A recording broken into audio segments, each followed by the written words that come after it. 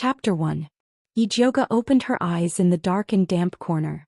A strong sense of hatred surged up along with the memories. This was the Thunder Country's lofty abyss.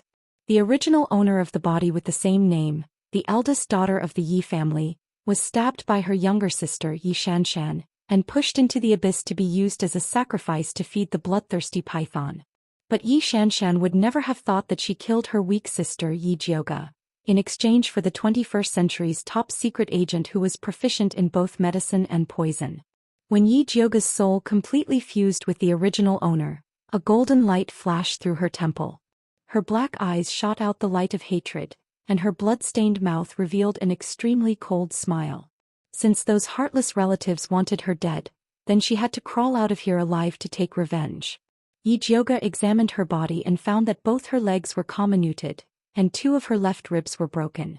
Fortunately, they were not pierced into her lungs, and her arms and palms were also intact. She lay on the ground, her nails digging into the putrid mud. She dragged her broken body forward, leaving a twisted trail of blood in the pool of blood. Just as she endured the excruciating pain and crawled forward with difficulty, a low and bewitching voice rang out in the dark cave. "Do you want to live?" Yijioga suddenly looked up. In a dark corner there was a large black snake coiled up. Its scales looked like they were made of obsidian, emitting a majestic aura like the king of the night in the dark corner. A pair of purple crystal-like vertical pupils were staring at her with a domineering look. This was the bloodthirsty python?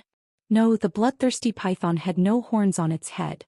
There was a 7-inch-long purple horn on the python's head, which looked like the finest gemstone. The mysterious pattern carved on it was like the totem of an ancient tribe, containing a frightening power. The purple-horned python stretched out its long tail and wrapped Yijioga up. The red forked tongue of the snake slowly moved up her blood-stained neck, as if it was tasting something delicious. When it licked her lips, the snake's tongue actually probed inside and drew out a smear of bright red blood. Yijioga felt the soft and cold touch on her tongue and her scalp went numb. "You look ugly, but you taste good." After tasting Yijioga's blood, the purple-horned python revealed a human-like smile. The daughter of divine blood was indeed delicious. It was not in vain that he had waited here for so many years. It was a pity that it was too skinny, not even big enough for him to swallow it in one gulp. "Save me." Yijioga's black eyes emitted a strong will to survive, like a poppy flower blooming in blood. Since this purple-horned profound serpent could survive in the human race's 10,000 feet abyss, it was definitely not an ordinary demonic snake. It must have a way to save her. "Sure, as long as you can pay the price I want." The purple-horned serpent's voice was low and full of charm. Its graceful body coiled around Yijioga's body, and the tip of its cold tail actually moved along the base of her legs. Yijioga was so shocked that her body stiffened. Her heart was suddenly filled with anger mixed with humiliation. Damned perverted snake, daring to covet her body. "You don't even have this kind of awareness and you still want me to save you?" The purple-horned serpent had a mocking look on its face, but the tip of its tail was making circles on her lower abdomen. Yijioga's black eyes flashed with determination. He gritted his teeth and said, "Fine. As long as you can save me, I will give you anything you want." In any case, she had nothing left. As long as she could survive, not to mention her body, she could even sell her soul to it. Deal. After guarding the 10,000 feet abyss for 100 years, it could finally sign a contract with the daughter of divine blood and leave this place. The white snake teeth pierced Yijioga's thin wrist. Blood fusion contract formed. Yijioga only felt a sharp pain from her wrist to her soul. Before she fainted, a charming face appeared in front of her eyes. Deep purple eyes, a high nose, moist red lips, and a charming smile. "Remember, my name is Zhou Xian." Chapter 2. When Yijioga woke up again, she realized that she had left the abyss and was lying in a deserted alley in Shangjing. She held onto the wall to get up and was shocked to find that not only were her injuries healed, but her body was also full of energy. What did that snake demon called Zishang do to her? At this moment, the sound of a carriage could be heard from afar, accompanied by the yelling of a guard. "The crown prince is out, all bystanders make way." The commoners retreated to the side and whispered, "I heard that the crown prince is going to be engaged to Miss Xianxia." Miss Xianxia is the most talented alchemist and is a match made in heaven with the crown prince. But isn't the crown prince engaged to Yi Jiuge? How can he be engaged to Miss Xianxia? Yi Jiuge's physique is trash, her appearance is ugly and she's stupid. How can the crown prince marry her? That's right, so what if there's an engagement? I won't marry a useless trash. Yi Jiuge's face was cold. She didn't expect to see her fiancé and her sister showing off their affection right after she climbed out of the abyss. What a coincidence. When the commoners retreated to the sides of the street, Yi Jiuge walked out of the alley and went straight to the middle of the road. How dare you? Get lost. The guard who was clearing the way whipped Yi Jiuge. Yi Jiuge's eyes turned cold as she grabbed the whip and threw the guard onto the carriage. Bang! The guard and the coachman collided and both fell to the ground. The scene was chaotic. Who's causing trouble? A dignified male voice came from the carriage. At the same time, an intermediate spiritualist's pressure pressed down on Yi Jiuge. Yi Jiuge raised her hand and turned the pressure into nothingness. Her actions caused the other party to let out a sound of, eh? Then a man wearing a purple robe came down from the carriage. This man was handsome with long and narrow eyes and thin lips. He was the crown prince of Thunder Country, Dongfang Jianming. When he saw Yi Jiuge, he immediately said in disgust, Yi Jiuge, are you crazy? A pretty girl with delicate facial features and skin whiter than snow heard the crown prince's words and immediately poked her head out of the carriage. When she saw Yi Jiuge, she couldn't help but exclaim, why aren't you dead? She had personally pushed Yi Jiuge into the bottomless abyss, so how could he have climbed back up? Yeah, I also thought that I was dead for sure after being pushed into the abyss by you. I didn't expect that the king of hell wouldn't accept it and insisted that I come to ask, how can there be a woman like you, Yi Xianxia, who has a heart like a snake and a heart like a scorpion? Yi Jiuge looked at Yi Xianxia and smiled coldly. Although her face that was covered in black scars was ugly, her back was straight like a towering mountain, and her body exuded an independent arrogance. When the surrounding commoners heard this, they started to discuss. Yi Xianxia actually pushed her own sister into the 10,000 zhang abyss? Is that true? I didn't expect her to be so vicious despite her beauty. Yi Xianxia secretly cursed in her heart. Yi Jiuge, this damned slut, he actually dared to speak the truth in front of everyone. But so what? No one would believe her. Big sister, even if you don't want brother crown prince to be close to younger sister, you can't make up such a lie to frame younger sister. Yi Xianxia's face was filled with grievance as she said tearfully, you made yourself into such a sorry state, younger sister's heart aches seeing you like this. Brother crown prince, don't come looking for Xianxia in the future. Xianxia really can't bear to see big sister hurt herself like this. As Yi Xianxia spoke, tears rolled down her exquisite face like a broken string of pearls, but it didn't damage her makeup at all. That delicate and touching appearance is able to arouse a man's desire to protect her. She understood her advantage very well. One was a delicate and pitiful genius pill master. The other was an overbearing ugly trash with a scar on her face. It was obvious who the people would believe more. The surrounding commoners immediately looked at Yi Jiuge with disdain. I've long heard that Yi Jiuge is jealous by nature, but I didn't expect that he would actually accuse his own sister in front of everyone. That's right, look at her bloody clothes. How could a normal person still be standing here after losing so much blood? It must be fake. Yi Jiuge smiled coldly and asked Yi Xianxia, if you didn't harm me, why did you ask me why I didn't die the moment you saw me? Yi Xianxia's face stiffened. She didn't know how to explain her slip of the tongue just now. She quickly looked at Dongfang Jianming pitifully. Xianxia, don't cry, it's not your fault. Dongfang Jianming immediately hugged Yi Xianxia with distress and turned to look at Yi Jiuge as if he was looking at trash. Yi Jiuge, no matter what you do, it's useless. This empress will not marry you. If you know what's good for you, get out of here. Otherwise, don't blame this empress for being rude. Dongfang Jianming, this scumbag actually openly shielded Yi Xianxia in order to break off the engagement with me. He's really despicable. Yi Jiuge, are you deaf? Didn't you hear what this empress said? Dongfang Jianming clamored for a long time, but when he found that Yi Jiuge didn't respond at all, he became even angrier. Yi Jiuge made a puzzled expression, looked up and down at Dongfang Jianming and asked, Big brother, who are you? What does it have to do with you if I teach my sister a lesson? Do I know you well? There was a burst of laughter around, but it soon disappeared. Dongfang Jiaming's face turned red. He pointed at Yi Jiuge and scolded, "Don't pretend to be crazy in front of this empress. You will only make this empress feel more disgusted. Big sister, I know you resent the crown prince in your heart, so you deliberately don't recognize him. But no matter what, he is also your fiancé. You hurt his heart by doing this." Xianxia looked distressed for His Royal Highness the Crown Prince. "You mean he is my fiancé?" Yi Jiuge made a look of disbelief, pointed at Dongfang Jiaming and said, "Impossible, my fiancé will never be so despicable and shameless. The engagement with me hasn't been dissolved yet, but he has already hooked up with others. He doesn't even let my sister go. He is worse than a beast." Everyone sucked in a breath of cold air.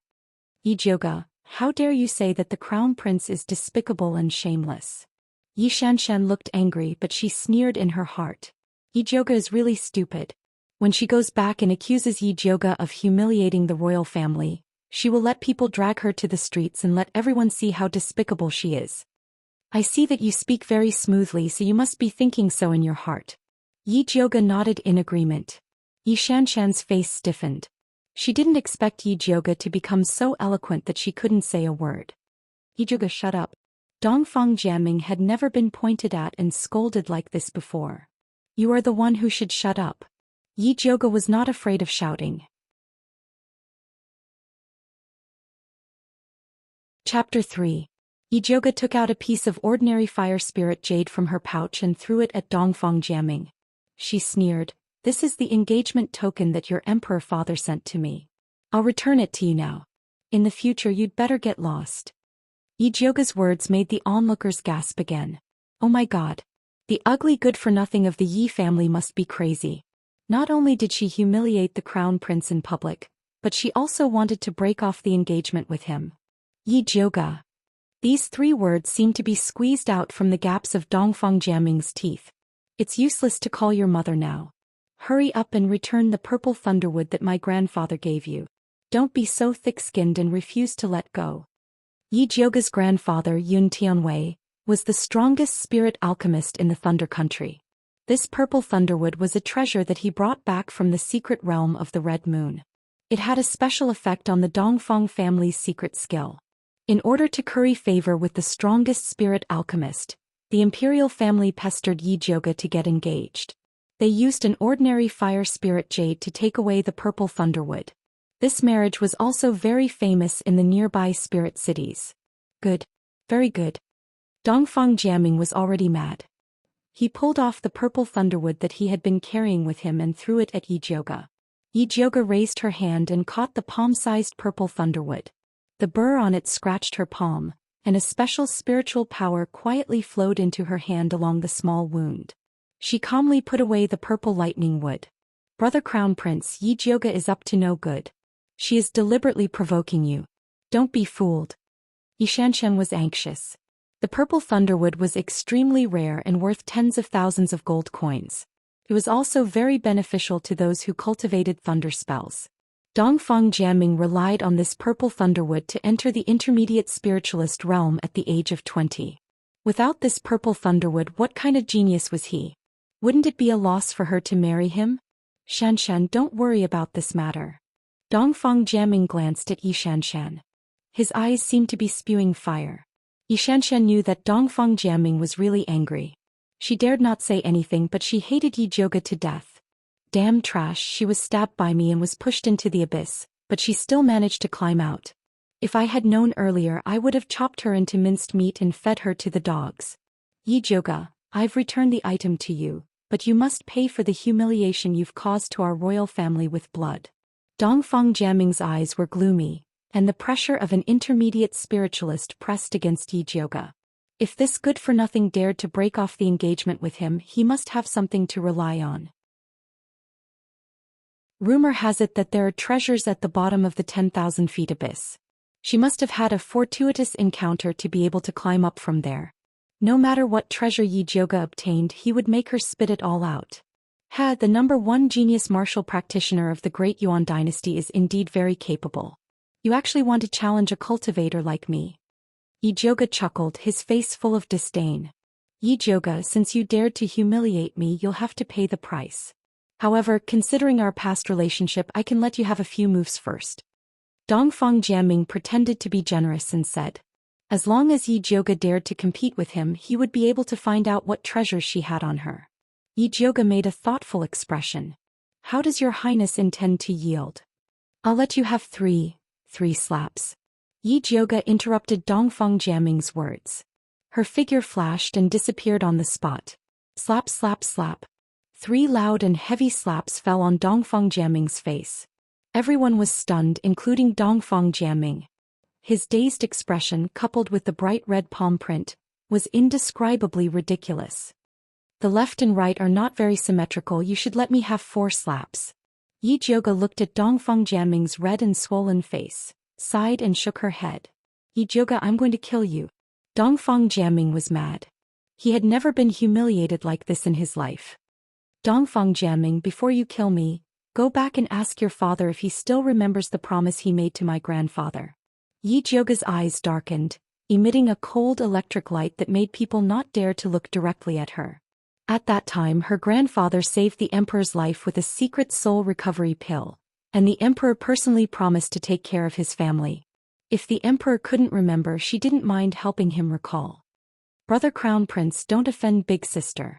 It's just 3 slaps, just bear with it. Otherwise, when grandfather comes back and blames you, I'm afraid you won't even be able to keep your position as the crown prince. Yi Xianxia comforted him on the surface, but in fact she wanted to provoke him.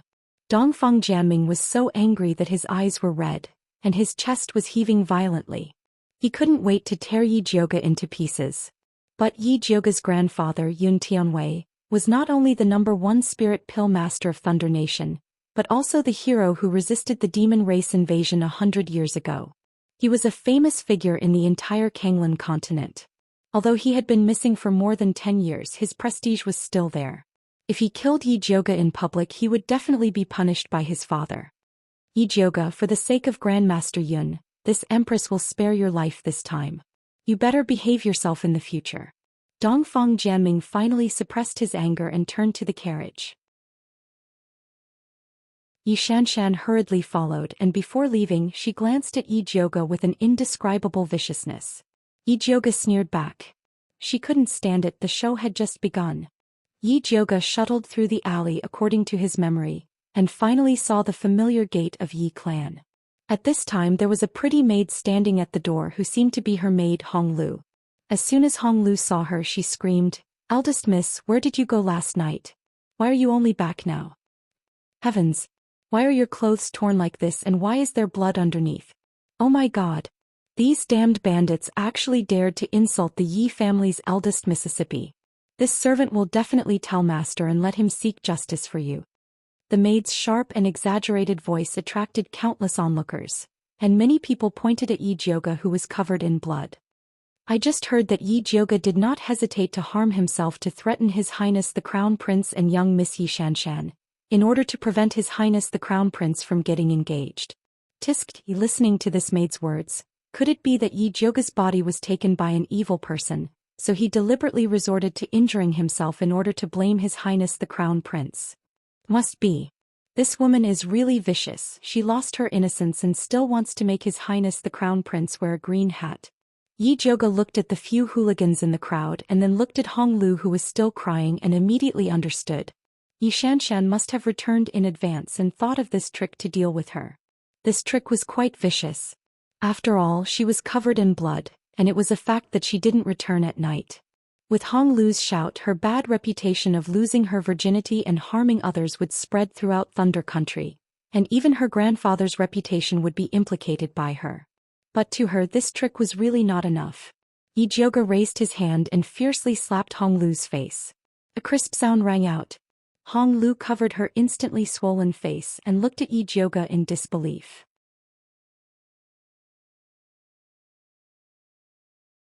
Chapter 4. Kneel. Yi Jiuge's eyes were cold as he flicked his finger. Hong Lu knelt down with a bang. Just as Yi Jiuge was about to interrogate Hong Lu, he heard the ruffians hiding in the crowd fanning the flames. Rumor has it that this Yi Jiuge is arrogant and despotic. I didn't expect it to be true. She dared to abuse a servant in front of everyone. I wonder how vicious she is in private. That's right, I think. Before the ruffian could finish his words, he felt a pain in his waist and slammed into the Yi clan's door. Yi Jioga kicked each of the ruffians and sent them flying. Hong Lu's eyes widened as she looked at Yi Jioga in fear. Was this still the timid and cowardly young miss from before? After Yi Jioga finished dealing with the ruffians, he turned to look at Hong Lu and shouted, "Speak, who ordered you to destroy my reputation?" Her gaze was like lightning and her aura was like a blade. She emitted a terrifying aura, as if Rakshasa had descended into the world. Hong Lu was so scared that her entire body trembled and she almost spat out the truth.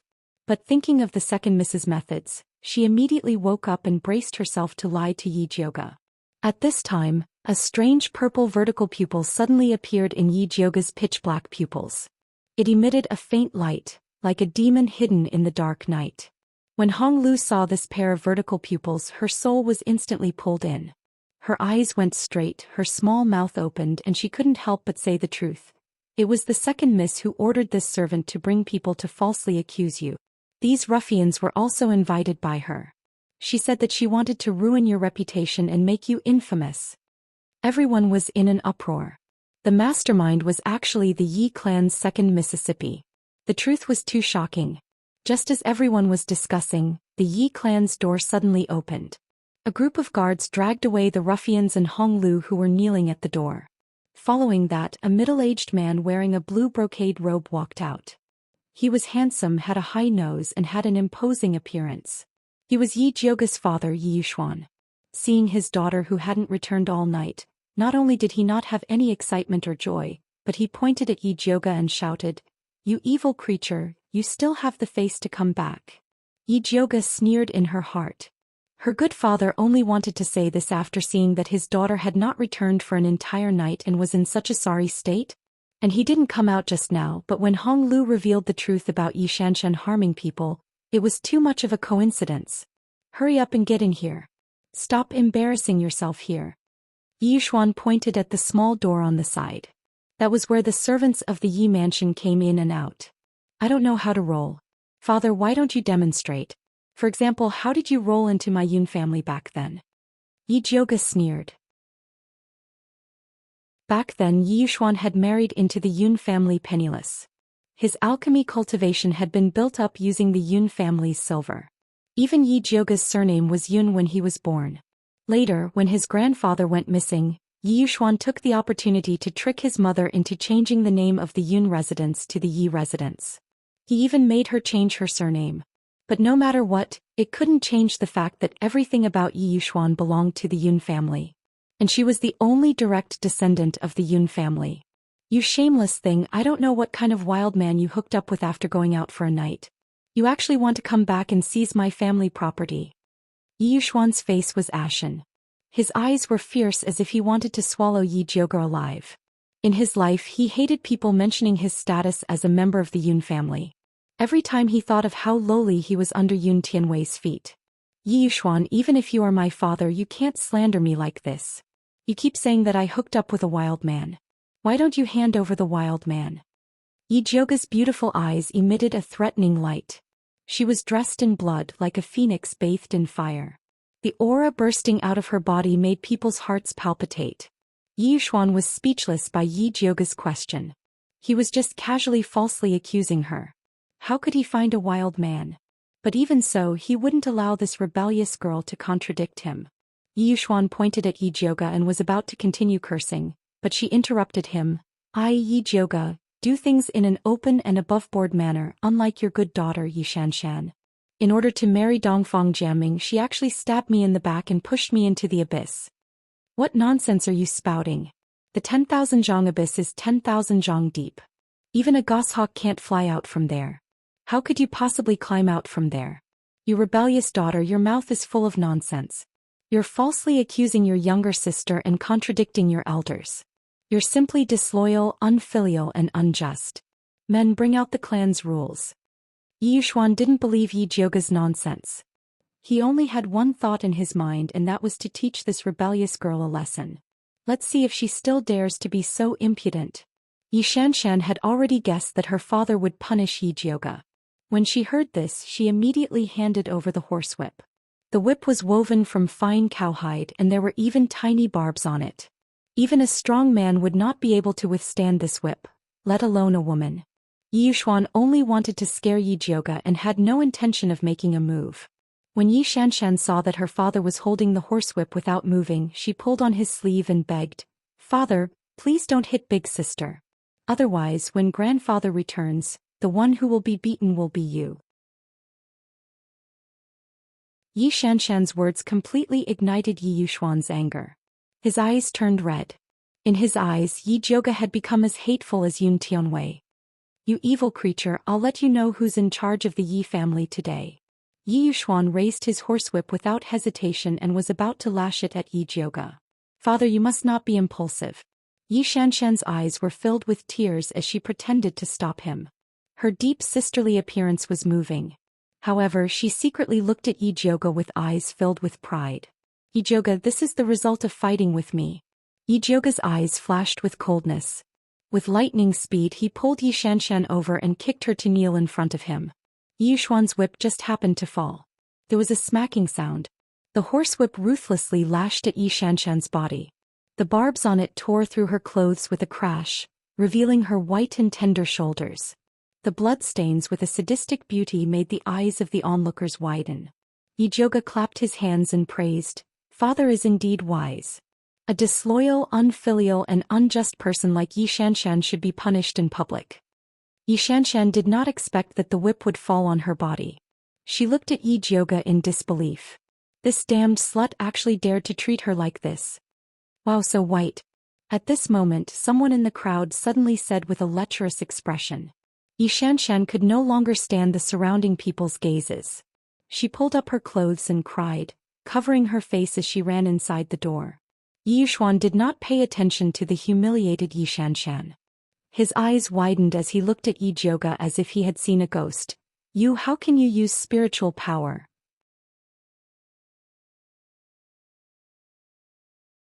Chapter 5.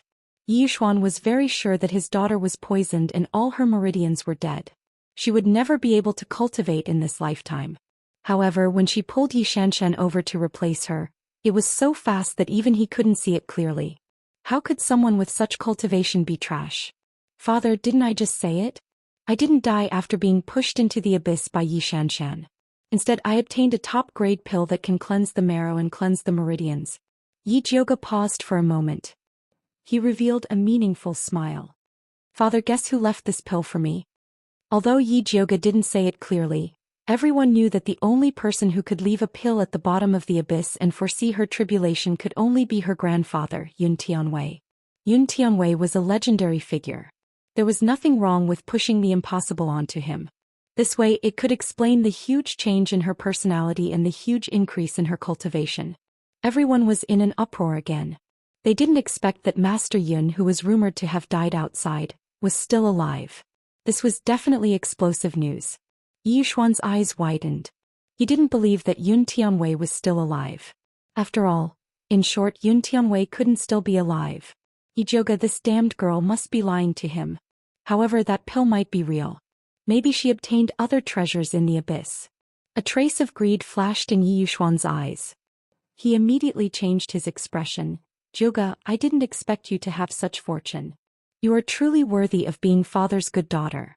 Look at your bloody clothes, your body must be in pain. Quickly go inside. Father will find a female spirit doctor to take a look at you." His loving and distressed expression made it seem as if he wasn't the one who whipped her. Yi Jiuge's eyes darkened. Yi Yuxuan's expression clearly showed that his grandfather was dead. Could it be that he knew something? It seemed like he didn't have to shed all pretense of cordiality with Yi Yuxuan. Yi Jiuge followed the steps Yi Yuxuan gave her and walked towards the Yi mansion while saying, "There's no need for a spirit doctor. Father only needs to help me seek justice and punish Yi Xianxian." Yi Yuxuan's face immediately froze. The spirit energy in the Kanglan continent was red, orange, yellow, green, cyan, blue and purple. Yi Xianxian had the rare blue aptitude, and she had already stepped into the threshold of a spirit alchemist at such a young age. Now that she had also hugged the crown prince's thigh, how could he possibly punish her? He immediately changed the topic.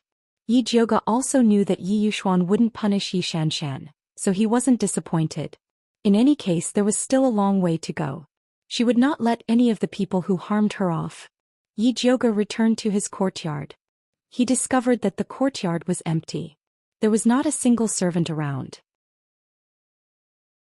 Her whole body was sticky and she was tired and sleepy. She was too lazy to look for it, so she boiled water and filled the bathtub. Then she took off her bloody clothes and began to take a bath. But as Yi Jiuge lay in the bath, he was shocked to discover that there was suddenly an additional purple mark on his fair wrist. The pattern was exactly the same as the totem on Xianxia's horn. The mysterious mark was uneven to the touch, as if it was carved into her flesh. Yi Jiuge frowned, his fingernails exerted force, wanting to dig out the imprint. Unexpectedly, the mark suddenly emitted a purple light and fell into the bath. Then a beautiful man with a human body and a snake tail suddenly appeared in front of her. There was a 7-inch-long purple horn in the middle of his head, reflecting a mysterious light. There was a pair of cold purple vertical pupils on his handsome face, and his silver hair that was like the moonlight draped behind him. He had strong chest muscles, a thin waist, sexy mermaid lines, and jade-like skin covered with strange purple and black demon marks. Below his waist was a slender snake tail that seemed to be made of obsidian. Beautiful, powerful, terrifying. Even the demon emperor's descent was nothing more than this. Little Jiuge, why did you summon this sovereign? Xianxia's purple vertical pupils emitted an enchanting light, and the corner of his mouth hung a lazy smile. Why are you here? Yi Jiuge's entire body tensed up, and she vigilantly looked at Xianxia, who had changed into a living person. Little Jiuge, is this how you treat your savior? You really make this sovereign sad. Xianxia swung his tail and wrapped Yi Jiuge in his embrace. His white and somewhat transparent skin was as smooth as silk, and his warm embrace locked her tightly in his embrace. It was like a cage, unable to break free. Let go of me. Yi Jiuge struggled. She hated this feeling of being controlled. Be good, don't move. Do you like the power that this sovereign gave you? Xianxia whispered into Yi Jiuge's ear and asked ambiguously. So it was your doing. Yi Jiuge's body froze. She was curious, this body's meridians were clearly severed. How could it still have such a strong power? This sovereign can also help you become stronger. Xianxia's red lips revealed a demonic smile, and the red forked tongue was faintly discernible. His voice was deep and enchanting, and it carried an indescribable sense of sexiness. It was like a bewitching demon, coaxing you to hand over your soul at any time. No need. If you want my body, then take it now. Yi Jiuge's face was expressionless, and her eyes were calm as she said. She did not forget what she said. As long as he could save her, she would give him anything. Tiggy, your little expression is so cute, the sovereign likes it. Xianxia stuck out his bright red tongue and touched the black scar on Yi Jiuge's face and said with a deep laugh, but you misunderstood, this sovereign does not want your body. At least not now. Then what do you want? Yi Jiuge stared at Xianxia's handsome face, which was very close to her. Such a beautiful and powerful male demon could not have anything he wanted. Why did he have to pester her, a useless and ugly girl? I just want a little bit of your blood, this is nothing to you. Xianxia pulled Yi Jiuge's index finger and used his sharp teeth to gently bite the skin, and after licking the blood that seeped out, he narrowed his purple eyes and revealed an expression of enjoyment, as if he had eaten the most delicious thing in the world. That's it? Yi Jiuge frowned. A drop of blood was enough to satisfy this fierce beast. Did he think she was a 3-year-old child? Of course you have the obligation to make your blood more delicious. The taste is still a bit lacking. Xianxia shook his head regretfully and lowered his head to lick Yi Jiuge's tender red lips, but was blocked by her palm. Speak properly, don't move your tongue. Alright, in fact the poison in your body is called 9-stage bone shatter. Every time the poison acts up, the meridians in your body will feel as if they are broken, but if you can get rid of it completely, it can instead cleanse your marrow and meridians, changing your physique. Xianxia raised his jade-like finger, and a purple ball of light flew towards Yi Jiuge's forehead. Yi Jiuge's soul shook, and a cultivation technique, Art of Wanxiang, appeared in her mind. This cultivation technique included alchemy, refining, body refining, and other contents, and it could repair her meridians and get rid of the poison in her body. How is it this sovereign is good to you? Xianxia whispered in Yi Jiuge's ear. His low and charming voice was like a lover's whisper.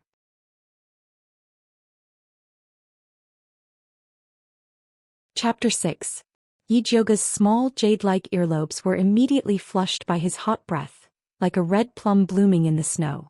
Zishang's eyes darkened and he couldn't help but take another sip. Yijioga had goosebumps. She pushed Zishang's head away and said coldly, "Tell me, what do you want? Otherwise I won't practice this technique." Although the technique was good, she was afraid that she couldn't pay the price. Moreover, Zishang didn't look like a good person. It was already strange that he saved her before, and now he wanted to help her become stronger. She wouldn't believe that he didn't have any ulterior motives. "You will die if you don't practice it." Zishang smiled lazily. He looked like he didn't care if she wanted to practice it or not, and he even scratched her waist with the tip of his thin tail. "Okay, I'll practice it." Yijioga gritted her teeth and slapped away Zishang's coquettish tail. She knew her body well. On the surface, her injuries seemed to have healed, but the inside of her body was riddled with holes and she could die at any time. Her grandfather was her closest family member. She couldn't die before finding out his whereabouts. "Good child, in order to reward you, I've decided to give you something good." Zishang's eyes were gentle, and the corners of his mouth bloomed into a beautiful smile. "What is it?" Yijioga was still looking forward to it, but she saw Zishang's slender fingers hook, and the purple thunderwood flew in front of her. "It's mine to begin with." Yijioga took the purple thunderwood, glared at Zishang and said angrily, "Also, my name is Yijioga, not good child." It was enough for her to have a scumbag father, she didn't want to have a demon father. "Okay, good child." Zishang smiled evilly, and when Yijioga was about to explode, he comforted her in time. "Don't you feel that you have a special connection with this purple thunderwood?" It seemed like there was. Yijioga's attention was immediately diverted. When she took the purple thunderwood from Dongfang Jiaming, there was indeed a mysterious spiritual power that drilled into her palm. Those stupid humans, they actually treated the sacred tree heart as an ordinary purple thunderwood. They didn't understand its true mystery. Zishang moved his finger, and the purple piece of wood actually turned into an illusion of a ball of black flames, and it burned quietly in his pure white palm. Although this illusion did not have any heat, it contained a terrifying power as if it could burn everything. The heart of the divine wood tree. Fire is born from the heart. Not only can the heart of the divine wood tree predict the most suitable flame for you, it will also plant an opportunity in your body. In the future, when you encounter that flame, you will be able to sense it. Zishang handed Yijioga the divine wood tree core that had returned to its original purple state. "Let's see what kind of fire you have." Yijioga took the piece of purple wood. With a bang, the piece of wood turned into a small red flame. Like a blooming red lotus, each petal flashed with faint purple lightning. Red lotus fire? Wait, why is it carrying lightning? It's the red lotus thunder fire. Zishang could not help but laugh. As expected of the goddess, even the flame she was born with was different. However, the red lotus lightning fire was a sacred fire. She didn't know when she would have the opportunity to find it. The purple deceased divine spear pointed at the flame, and the lotus flame quickly shrank into a 7-inch red needle with lightning flashing in it. Yijioga was immediately attracted by this thunderfire needle. Her needle technique had reached the pinnacle. Could be said that she could revive the dead and grow bones. Now that this thunderfire needle was connected to her mind, she could display her medical skills to the extreme. Yijioga pierced the thunderfire needle into her body and directly meditated in the bath to cultivate the 10,000 elephant art. Zishang sighed and shook his head. This girl was really born with good fortune. Originally, to cure the first layer of the 9-stage broken bones poison, she needed to collect 7 kinds of spirit herbs. Unexpectedly, Yijioga condensed the divine wood tree core into a thunderfire needle that could repel evil and poison, directly curing the first layer of poison.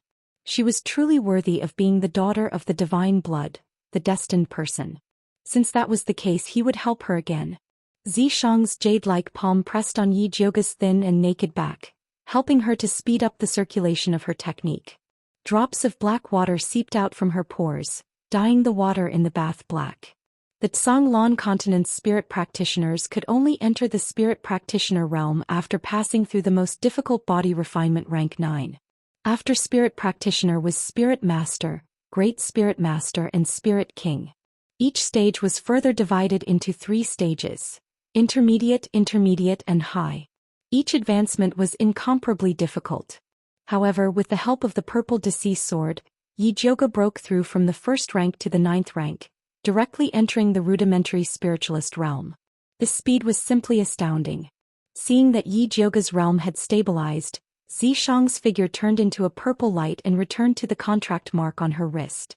When Yi Jioge opened his eyes again, he found that Zishang had disappeared. She looked down and saw a thumb-sized purple spirit core in her dantian. However, there were 9 types of abnormally colored poisons surrounding the spirit core, spreading throughout the meridians. They were the 9 bone shatter. Yi Jioge tried to use the thunderfire needle to get rid of it, but it bounced back. Her current cultivation was not high enough, so she could only get rid of it in the future. Yi Jioge stood up and felt a chill on his body. He looked down. Faster, thief. She actually tangled with Zishang for a long time while naked. Damned perverted snake, no wonder he ran so fast, so he took advantage of me. Little Jioge, you really wronged me. With your small body, it's more like you took advantage of me. Zishang's lazy voice sounded in Yi Jioge's mind. Where are you? Why can you read my mind? Yi Jioge was shocked. She immediately looked around, but there was nothing. I am inside your body, so of course I can read your mind. Zishang laughed in a low voice. The phrase inside your body was like a feather brushing the tip of Yi Jioge's heart, causing her to tremble uncontrollably. You like my voice? Zishang grasped Yi Jioge's weakness and smiled even more charmingly. How could Yi Jioge admit it? Her face turned red. She stared at the purple mark on her wrist and fiercely said, I don't care what kind of witchcraft you used to hide here, but you're not allowed to read my mind. Otherwise, I'll dig out this mark and throw it into the latrine. She could tolerate him looking at her body, but she could not allow her mind to be exposed in front of him. Fine. Zishang very simply said yes, then went silent. This snake demon suddenly became so tactful, Yi Jioge was a bit not used to it. She put on her clothes, sat in front of the bronze mirror and carefully looked at herself. The girl in the mirror had a pair of extremely cold eyes, like a bottomless pool. Although her facial features were delicate, her face was covered with black scars, like burnt toad skin, extremely ugly. Yi Jioge raised her hand to touch the black scars on her face. The poisonous gas had been in her body for too long, it had already damaged the base of her skin. She needed to make some medicine to get rid of it. She remembered there was a medicine called jade ointment that could get rid of black scars. It's just that the spirit grass used to make the jade ointment was very precious and hard to get. If you beg me, I can help you even without the jade pill. Zishang's beautiful voice sounded in Yi Jioge's mind again. You're reading my mind again. The vein on Yi Jioge's forehead twitched. She really wanted to kill the snake. Unfortunately, I don't have a master and you can't kill me. Zishang's low voice was very annoying. Can't you understand human language? I already told you not to read my mind. I'm a demon. Whether or not he could understand it depends on his mood. Yi Jioge had never seen such a shameless demon before. Just as she was about to use the needle to pierce the snake's skin, a panicked voice came from outside the door. Big miss, it's bad.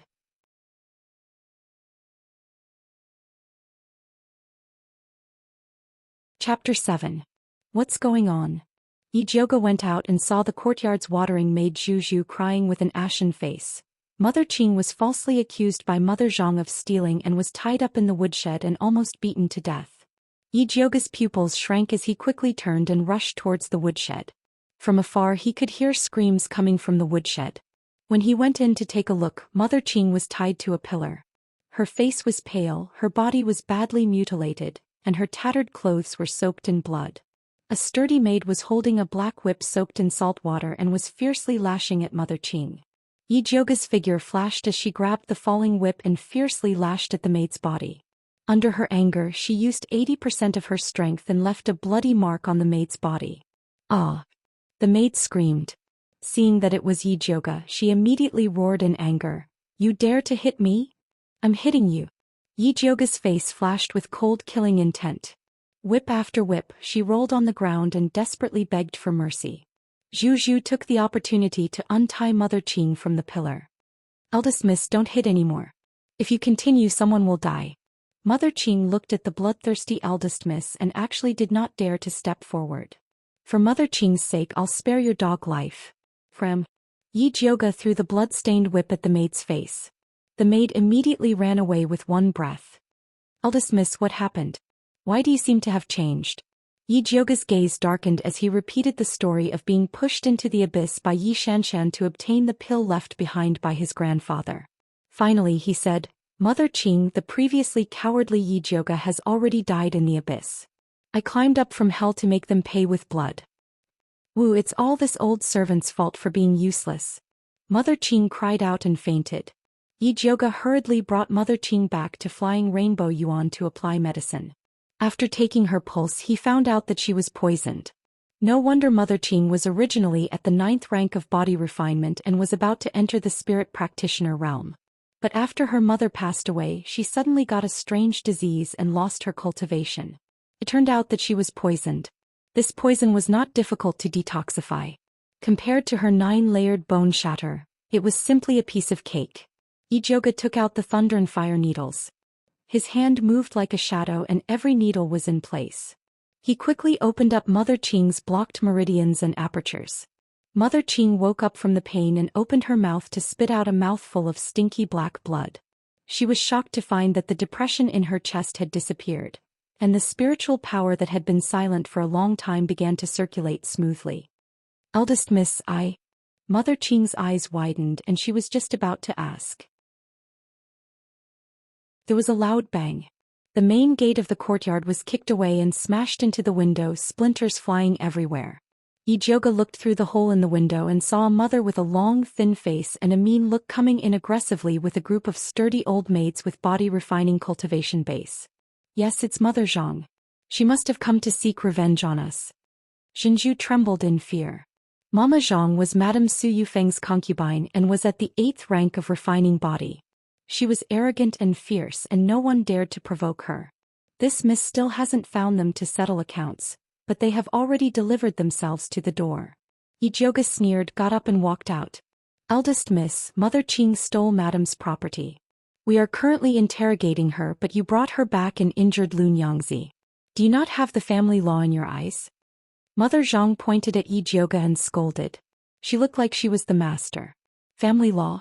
This miss is the family law. Yi Jiuge stretched out his finger and sealed Mother Zhang's spiritual power meridians, and raised his hand to slap her face. You dog that relies on your master's power, this slap is to teach you the rules. With that he slapped her again. This slap is to teach you how to recognize people. Another slap. This slap is to teach you that you are not pleasing to the eye, so this slap is to reward you. Mother Zhang was stunned by these 3 slaps. She stared at Yi Jiuge in disbelief and roared, You dare to hit me? Slap. Another slap. Are you satisfied with this answer? Yi Jiuge raised his eyebrows and smiled. Mother Zhang was so angry that she trembled. When she tried to raise her qi, she found that she could not circulate her spiritual power, so she turned around and roared at the old maids behind her. What are you waiting for? Go. Who dares to touch me? Yi Jiuge shouted, shocking everyone. Thunder Country's law. Those who offend their superiors will be exiled for thousands of miles. If you are not afraid of death, just come. Yi Jiuge's eyes swept over, and the group of old maids could not help but shiver and quietly retreated. Mother Zhang was so angry that her teeth were about to break. She pointed at Yi Jiuge and scolded, Well, you are ruthless. There will be a time when you will look good. With that she turned around and wanted to go back to get help. Wanna leave? Not so easy. Yi Jiuge kicked her in the knee, then turned around and said to Zhenzhu, Get a rope. Mother Zhang stole my things. This miss will personally tie her up and bring her to the torture room for interrogation. Nonsense, I did not steal anything. Mother Zhang struggled desperately, but she was tied up like a rice dumpling by Yi Jiuge and dragged all the way from Flying Rainbow Court to the torture room. The servants passing by were all shocked, thinking that they were seeing things in broad daylight. Mother Zhang, the most dignified person in the mansion, was actually being dragged like a dog by this waste Mississippi. I am being wronged. Miss is abusing torture, accusing me of stealing things. Mother Zhang howled all the way and everyone in the backyard could hear her. You did not steal anything, then what is this? Yi Jiuge dragged Mother Zhang to the door of the torture room, and in front of everyone he took out the purple thunder wood from Mother Zhang's clothes and said heavily, You are caught red-handed, what else do you have to say? I did not, you are falsely accusing me. Mother Zhang's old eyes widened. She had never seen this piece of wood before. You still dare to be stubborn. Old maid gone, tie her up and give her a good beating. This miss wants to see who ordered her to steal things. Yi Jioga looked at old maid gone who was in charge of the torture room. Miss, Mother Zhang is madam's person, it is not good for you to abuse her. Mother Gone said awkwardly.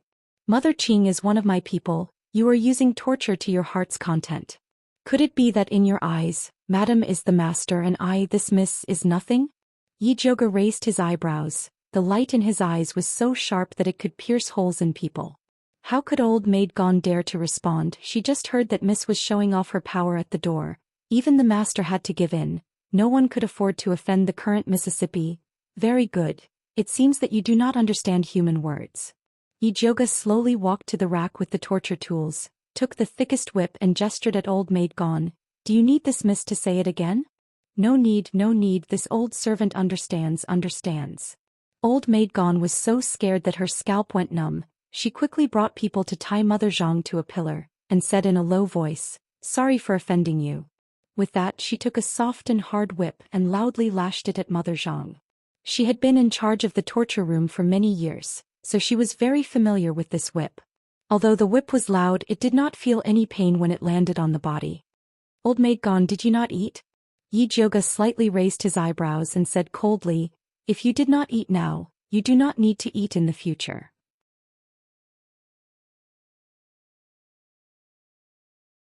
Chapter 8. Old maid Gone was scared witless by Yi Jioga and didn't dare to go easy on Mother Zhang anymore. Mother Zhang's meridians were sealed by Yi Jioga. Without the protection of spiritual power she was no different from a mortal. She screamed miserably from the whip. After 100 lashes she was covered in blood and on the verge of death.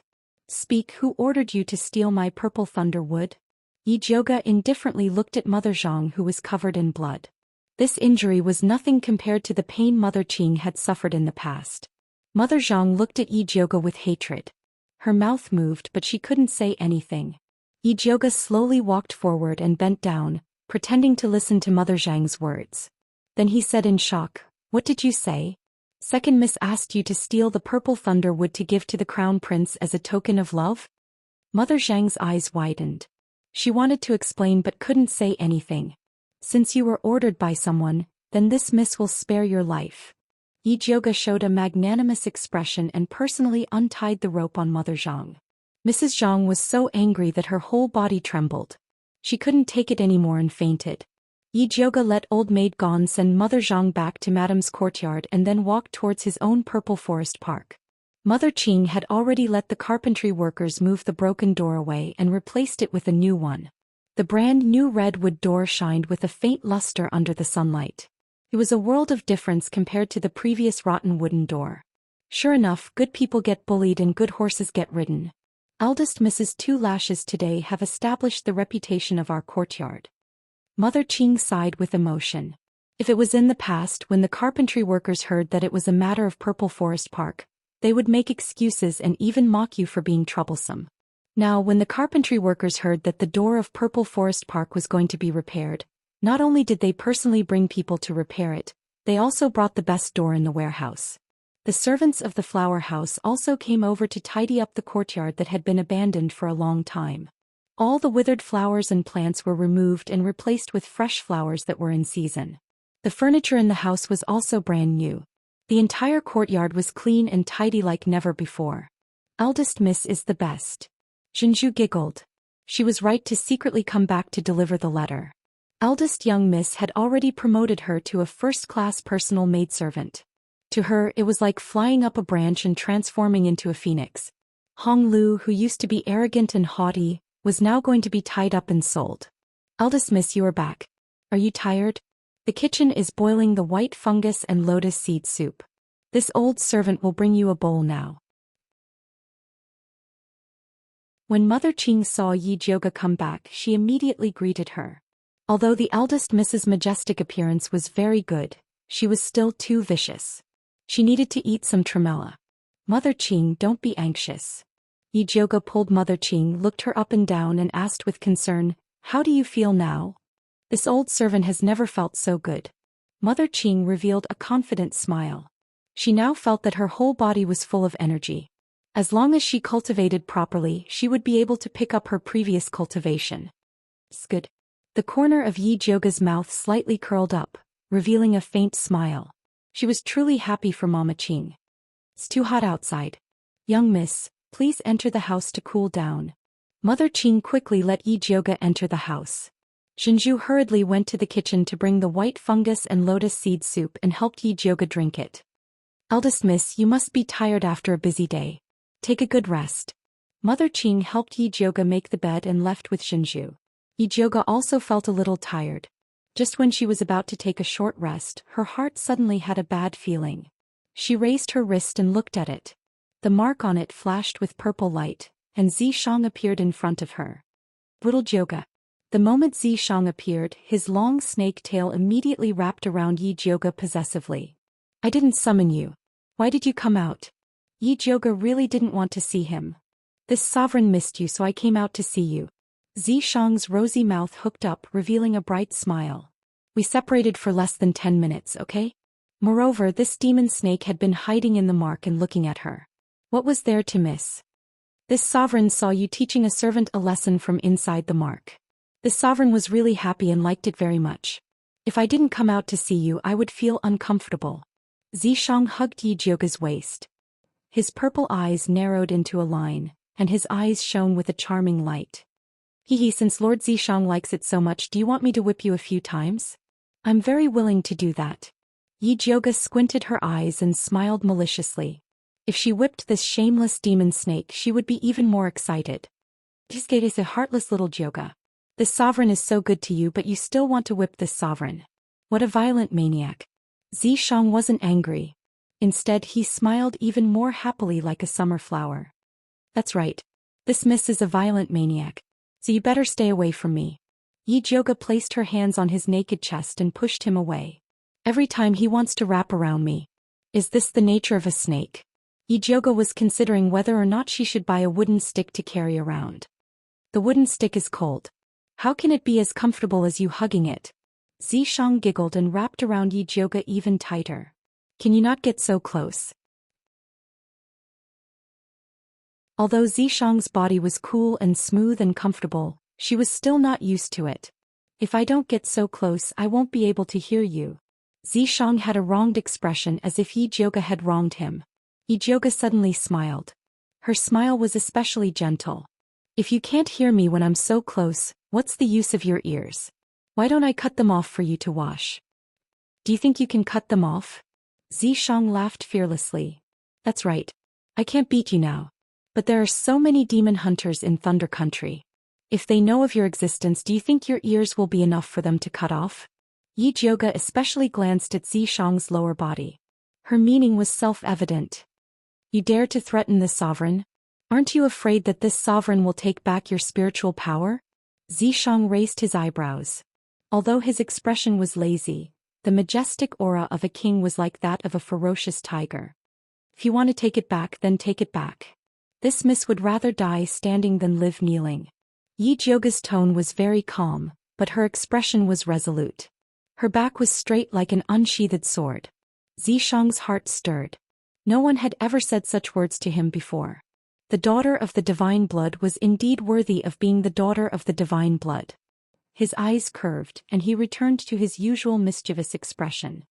This sovereign was just joking. Why are you so serious? I never joke. If there's nothing else, please leave. Thank you. Yi Jioga said politely. Who said that this sovereign is fine? Zishang rolled his eyes and laughed. Your little sister is not easy to deal with.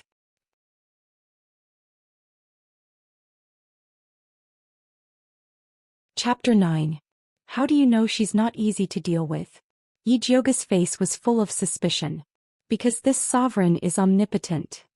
Zishang winked at Yi Jioga, his vertical pupils flashing with an enchanting light. And then, speaking halfway, he was afraid of being struck by lightning. And then if you beg this sovereign, not only can this sovereign forgive your rudeness, I can also tell you what they're up to. Zishang's breath smelled like orchids, his voice full of temptation. No matter what you want to know, this sovereign can tell you. I just want to know when you're going to scram. Yi Jioga rolled his eyes. Actually, she wanted to know a lot of things. For example, why she transmigrated here. Was her grandfather still alive if he was alive where he was now? Also, why did Zishang help her cultivate? What did he want from her? But she knew it was useless to beg. Zishang would not tell her these things. As for what Xianxia was plotting, wouldn't she investigate such a simple matter herself? Yijioga put on his nocturnal clothes and flew out of Purple Forest Park under the cover of the night. At this moment, the ink garden on the other side of the Yi mansion exploded when they saw Mother Zhang being carried back. Mother, Yijioga already stepped on our face. Do we still have to endure him? Xianxia said angrily. Previously, when she was humiliated at the door, she wanted to deal with Yijioga, but her mother insisted that her father treated Yijioga like a treasure and told her to endure. But now that Yijioga was at the door, if they still didn't do anything, the people in the mansion would think they were afraid of Yijioga. If this continued, would there still be a place for them in the Yi mansion? The dignified and noble Su Yufeng put down the teacup in her hand and glanced at the head maid Ji Hua beside her. Ji Hua immediately led all the servants out. How many times have I said, you are the future crown princess, you must be dignified and magnanimous, why are you still so rash? Su Yufeng looked at her daughter, who was so angry that her face was twisted into a ferocious look. How could she not be angry when her precious daughter was humiliated? But the one who whipped her was the master. Could she still find the master for revenge? Plus, the matter of her daughter pushing Yijioga into the 10,000 zhang abyss was now known by everyone. At this time she couldn't wait for her daughter to hide, so how could she be in the mood to deal with Yijioga?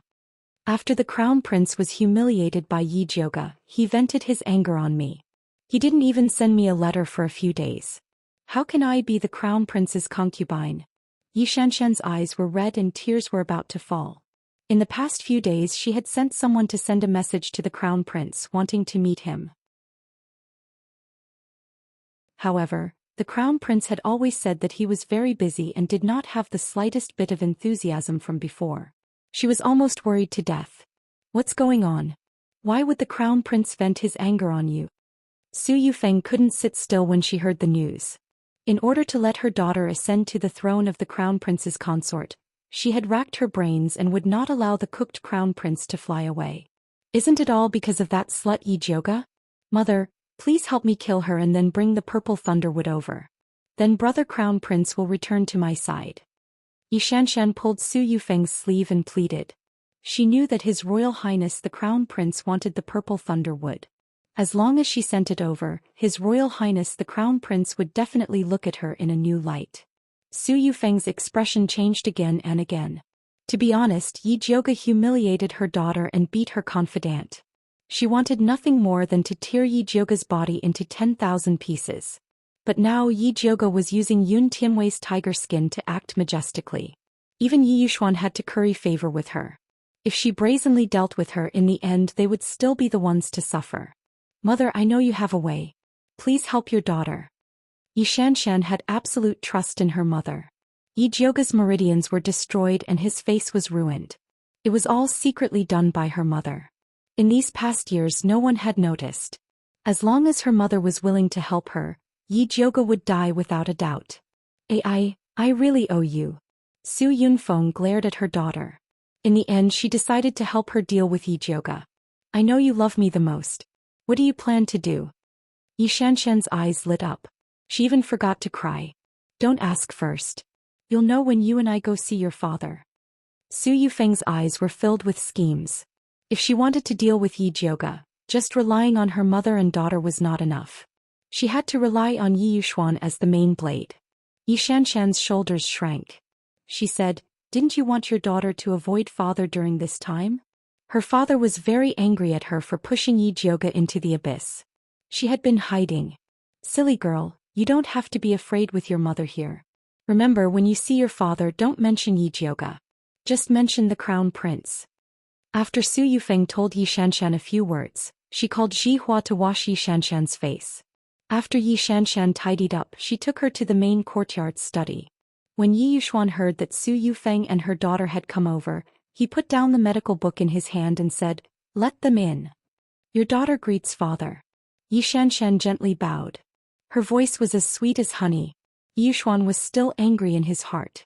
However, when he saw how beautiful and generous his daughter was, He couldn't bear to anger her anymore. He softly asked, "It's so late. Why did you and your mother come here? Recently, the Crown Prince wrote a letter to your daughter. Your daughter really doesn't know what to do. She can only ask father." Xianxia pretended to be worried and said according to her mother's instructions. "What did the Crown Prince write to you?" Yushuan's heart jumped. During this time the Crown Prince was obviously dissatisfied with him. He was also a little worried. "Father, the Crown Prince asked your daughter to find a way to get purple thunder wood," Xianxia said carefully. "Purple thunder wood?" Yushuan suddenly remembered the farce that happened in the backyard today. He frowned and said unhappily, "So, you really asked Mother Zhang to steal purple thunder wood?" "I didn't." Xianxia was stunned and quickly shook her head. She never asked Mother Zhang to steal Yi Jioga's purple thunder wood. Yushuan didn't believe her. He angrily scolded, "You can do such a stupid thing. Is your brain eaten by a dog? This daughter usually looks smart, but she is not reliable at the critical moment. She can even do things like murder her sister. She is so stupid. The stupidest thing is to be known by others. She really has a pig's brain." "Father, I really didn't." Xianxia was so anxious that she was about to cry. She quickly looked at her mother for help. Su Yufeng took a step forward and softly said, "Master, Xianxia is indeed reckless, but she did it for our Yi family. Jioga humiliated the Crown Prince in public. The Crown Prince is angry with our Yi family. If it wasn't for Xianxia, I'm afraid there would be a rift between the Crown Prince and our Yi family. Your daughter is so sensible but you still blame her. Your heart is too cruel."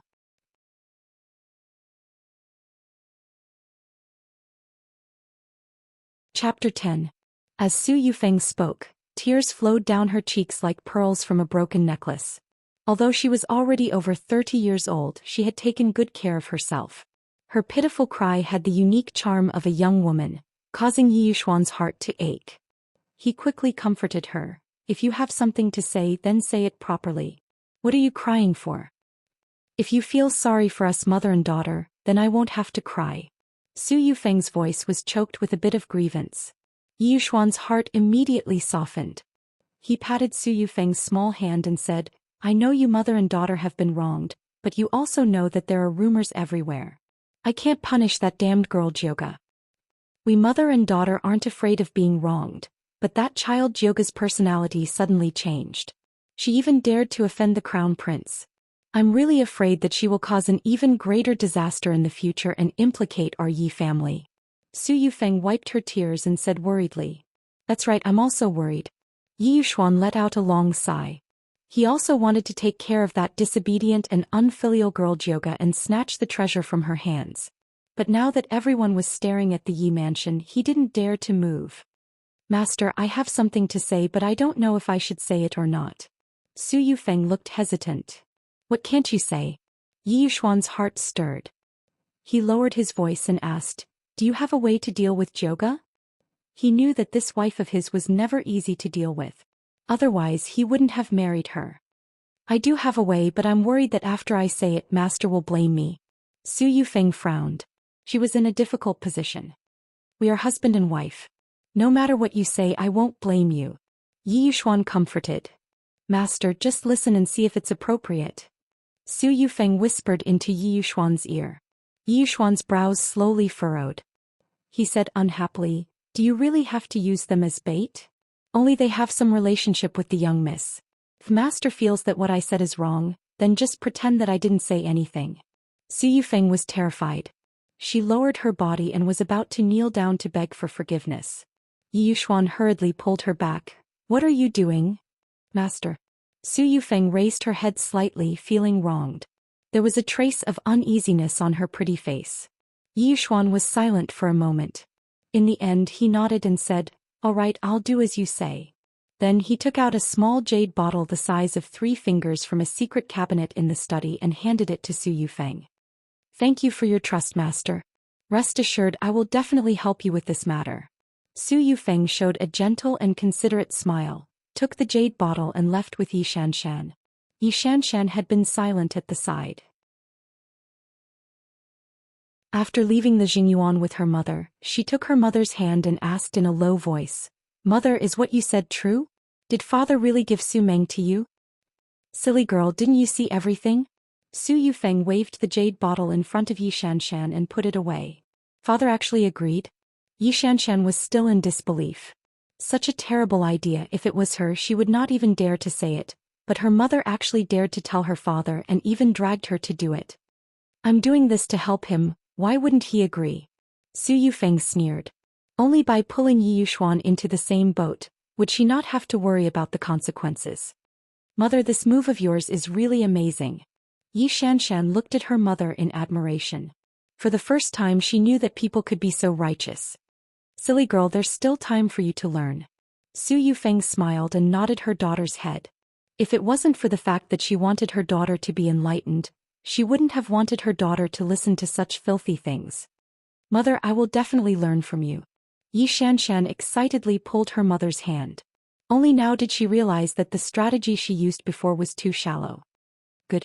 Su Yufeng smiled and patted her daughter's hand. She looked towards the purple forest park where Yi Jioga was and revealed a cold smile.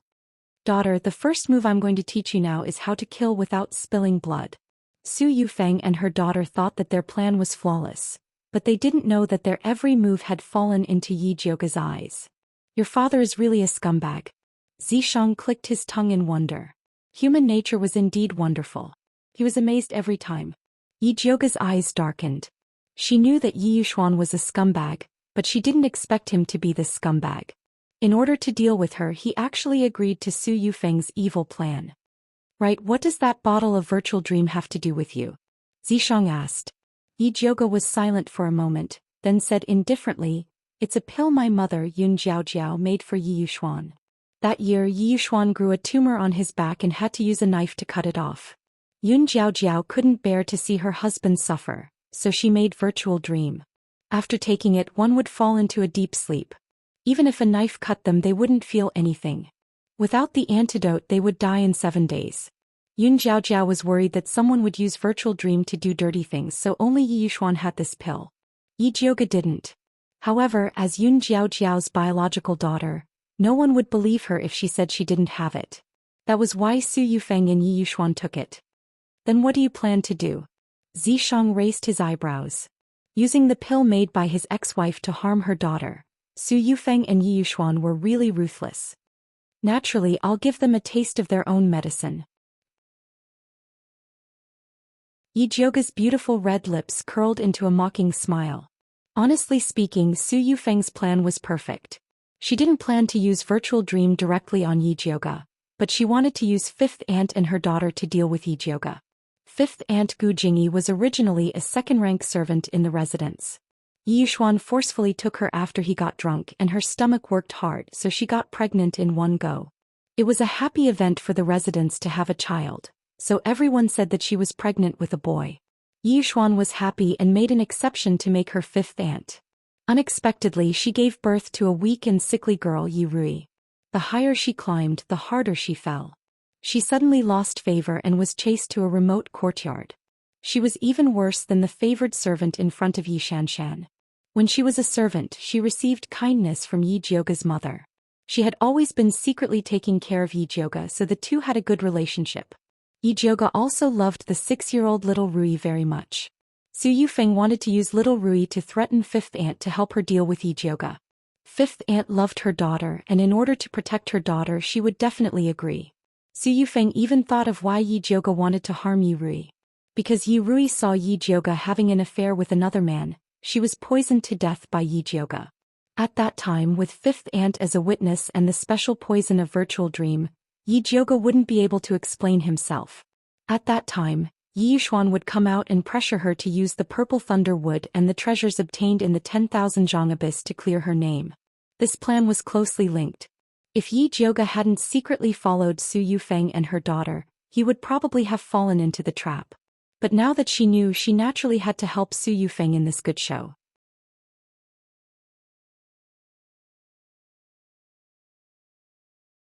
Chapter 11. When Yi Jioga arrived at Fifth Concubine's courtyard, he heard faint bursts of sorrowful and painful cries coming from inside. Boo-hoo, it's all my fault for not being able to protect you. She looked in through the crack in the window and saw that the fifth concubine was lying on the shabby bed, crying silently and painfully. Little Rui's complexion was deathly pale. Her eyes were tightly shut, and her petite body was covered by a half-worn hibiscus quilt. The atmosphere in the room was gloomy, as if the sky was about to collapse. Just as Yi Jiuge was about to push the door open and enter, he heard Zishang exclaim softly. "What's wrong?" Yi Jiuge asked curiously. "Your little sister is quite interesting." Zishang didn't finish his sentence. It was obvious that he wanted Yi Jiuge to beg him. Yi Jiuge had long understood his temperament. If it was an urgent matter, Zishang would remind him without her saying anything. If it was an ordinary matter, she would be able to find out even without Zishang's reminder. What kind of attitude is that? Zishang was very dissatisfied with Yi Jiuge ignoring him. Yi Jiuge ignored him completely and pushed open the door to enter the house. "Who?" Fifth concubine heard the movement and quickly turned around. When she saw Yi Jiuge, she was so shocked that her eyes widened. She didn't even know that the handkerchief in her hand had fallen to the ground. "Fifth aunt, I heard that fourth sister is not feeling well, so I just happened to pass by, so I came in to take a look." Yi Jiuge came over and sat at the head of the bed. He looked at the drowsy Yi Rui and asked, "What's wrong with fourth sister? Have you called a doctor?" "Yes. He said that he caught a cold and will be fine after drinking some medicine." The fifth concubine's voice was hoarse and her eyes were flustered. She didn't know what to do with her hands and feet. "Fifth mistress, why are you so flustered?" Yi Jiuge raised his eyebrows and pretended to ask curiously. I am worried about fourth young lady's condition and am very flustered." Fifth concubine lowered her eyelids and did not dare to look at Yi Jiuge. "It's fine. My medical skills have improved a lot recently. I can take a look at fifth younger sister." After Yi Jiuge said that, he reached out his hand to feel Yi Rui's pulse. Yi Rui's wrist was very thin and small. Her pulse was weak and her qi was insufficient. It was a sign of a weak body. It was no different from the previous doctor's diagnoses. However, Zishang's words just now definitely had a deeper meaning. She guessed that little Rui's problem was not something that could be detected by ordinary pulse sensing.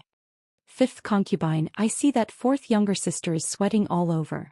She must be feeling very uncomfortable. Go and boil some hot water to wipe her body." Yi Jiuge turned his head and instructed. "Okay."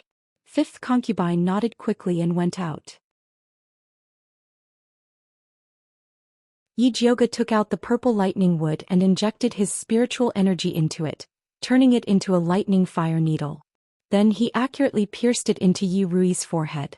The originally dim thunder fire needle suddenly flashed with a dazzling green and red light. Yi Jiuge's pupils constricted. He never thought that this unremarkable little sister would have such good fortune. Su Yufeng shouldn't know about little Rui's good fortune. Otherwise she wouldn't have been able to grow until now. Yi Jiuge revealed a meaningful smile. Originally, after she took away Su Meng, she wanted to get fifth concubine and her daughter out, but she did not expect to find such a shocking thing. This matter could completely slap Su Yufeng's face swollen. However, it still depended on whether fifth concubine was worthy of her trust or not to announce little Rui's good fortune. At this time, fifth concubine was also in a dilemma. Although she didn't want to deal with Yi Jiuge, she was afraid that Madame would kill her and her daughter. When she thought of the sad and scared place, she couldn't stop her tears. In fact, she also knew that even if she helped Madame to falsely accuse Yi Jiuge, she couldn't escape death. Since that was the case, she might as well give it a try. She heard that eldest Mrs. Temperament changed greatly after coming up from the 10,000 zhang abyss. Even Su Yufeng didn't dare to provoke them. Perhaps eldest Miss could save their lives. Fifth concubine made up her mind. She didn't even bother to extinguish the firewood and quickly entered the room.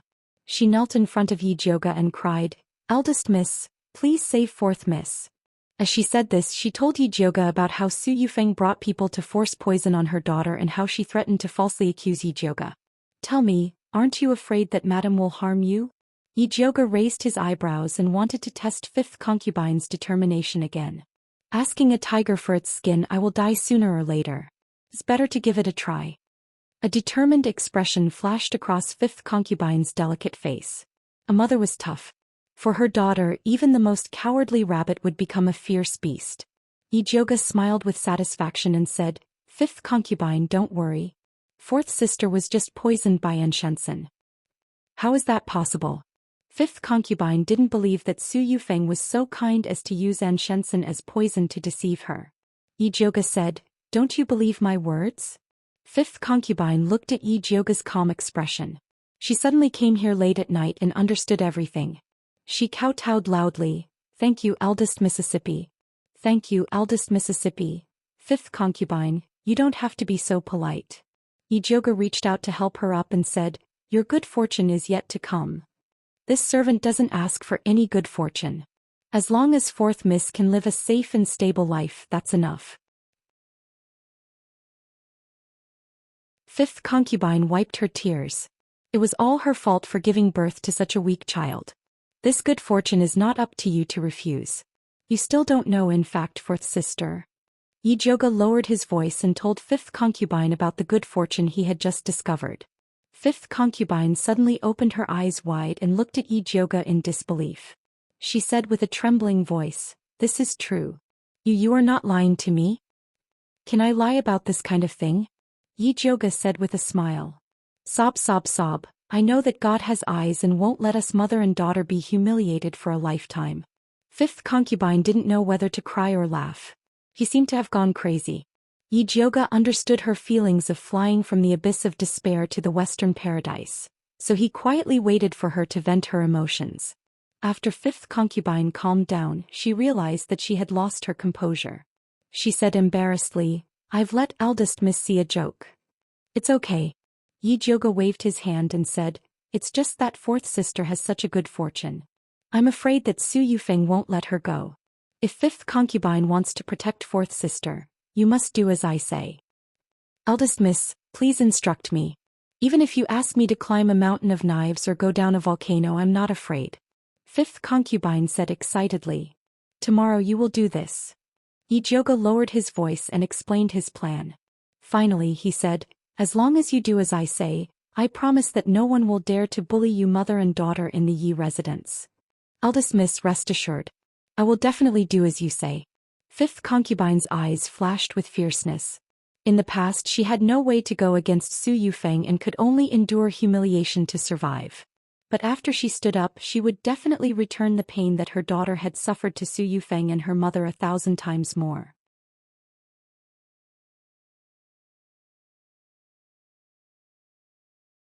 Chapter 12. Yi Jioga was quite satisfied with Fifth Inyang's fierce attitude.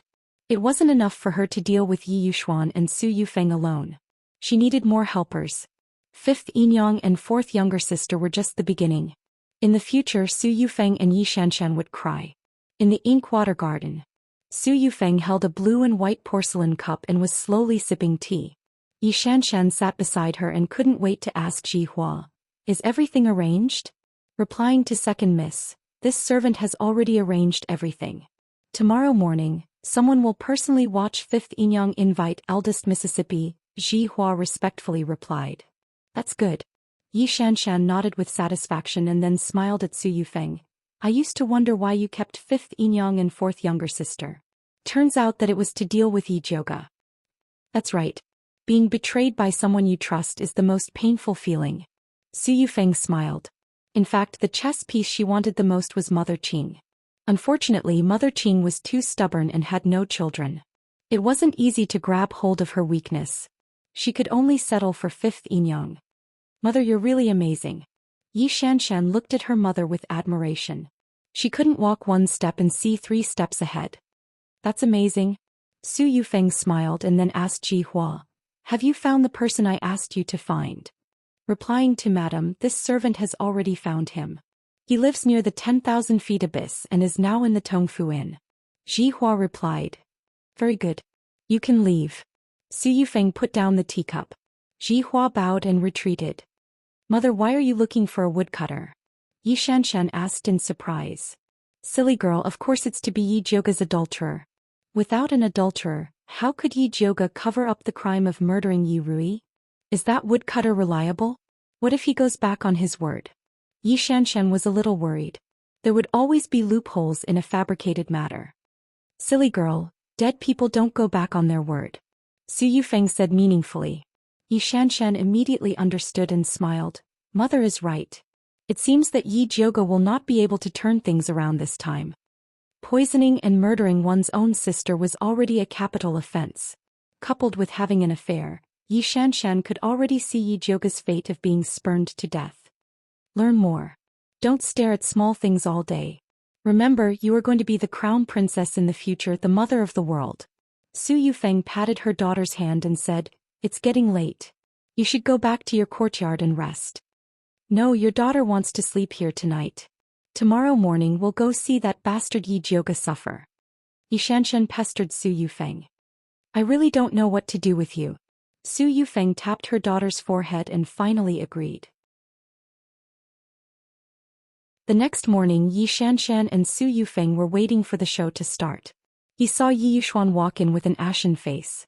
"Master, who made you so angry so early in the morning?" Su Yufeng asked curiously. There was still no news from Jihua's side. Fifth concubine should not have gone over to complain. "You still have the face to say that?" Yi Yuxuan stared fiercely at Su Yufeng and scolded, "I know you don't like seventh concubine, but you can't harm her like this." "Master, I don't understand what you mean. When did I harm seventh concubine?" Su Yufeng didn't understand what was going on. "You didn't harm her, then why did she fall into a dream?" Yi Yuxuan looked at Su Yufeng as if he wanted to eat her. "I didn't." Su Yufeng immediately denied. Although she hated seventh concubine, she would never use such a lowly method to deal with her. "I've already gone to see seventh concubine. The evidence is conclusive. You still dare to quibble?" Yi Yuxuan did not believe Su Yufeng's nonsense. There was only one bottle of dream in the Yi mansion, and he personally handed it to Su Yufeng last night. "Master, we've been husband and wife for more than 10 years. Don't you understand me?" Su Yufeng's eyes turned red and cried, "Even if I wanted to harm seventh concubine, I wouldn't use dream. Isn't this digging a hole for myself?" Yi Yuxuan frowned. He had to admit that Su Yufeng was right. Su Yufeng was not so stupid. But if it wasn't her, who else could it be? Su Yufeng also had the same question. She just got the dream last night. Seventh concubine was poisoned this morning. Someone must have deliberately framed her. In the end, who was so powerful that they could foresee the future and harm her?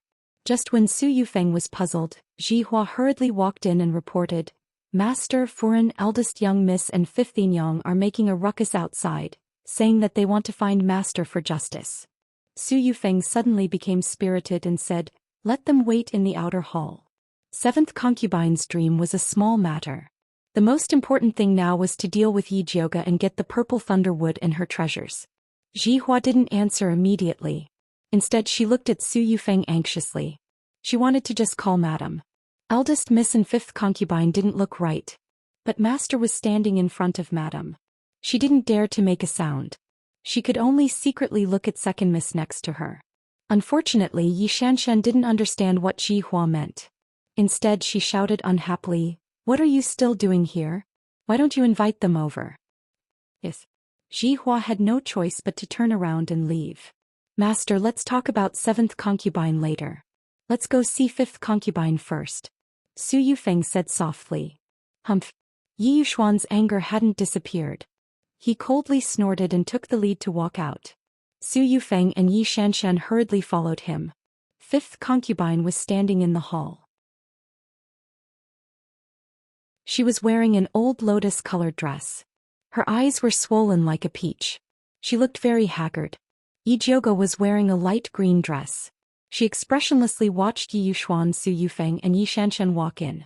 When she thought that the three of them had joined forces to harm her, she felt extremely disgusted. However, the main character of today's scene was fifth concubine. She could only endure it for the time being. "Fifth concubine, why did you bring Jiuge here?" Yi Yuxuan lifted his robe and sat on the upper seat. He was waiting for fifth concubine to accuse Yi Jiuge of murdering his own sister. Unexpectedly, fifth concubine didn't respond to his question. Instead, she pounced on Su Yufeng like a mad tiger and shouted hysterically, "Su Yufeng, how dare you harm my daughter? I'll fight it out with you." Su Yufeng never thought that fifth concubine would dare to make a move on her. She was caught off guard and fifth concubine's long nails fiercely scratched her cheek. A few bloodstains immediately seeped out of her delicate face. Su Yufeng had been Madame Yi for so many years, and no one had ever dared to make a move on her. Not to mention that the one who did it was fifth concubine who she usually looked down on the most. She was so angry that she couldn't care less about Yi Yuxuan beside her. She raised her hand and hit fifth concubine's chest.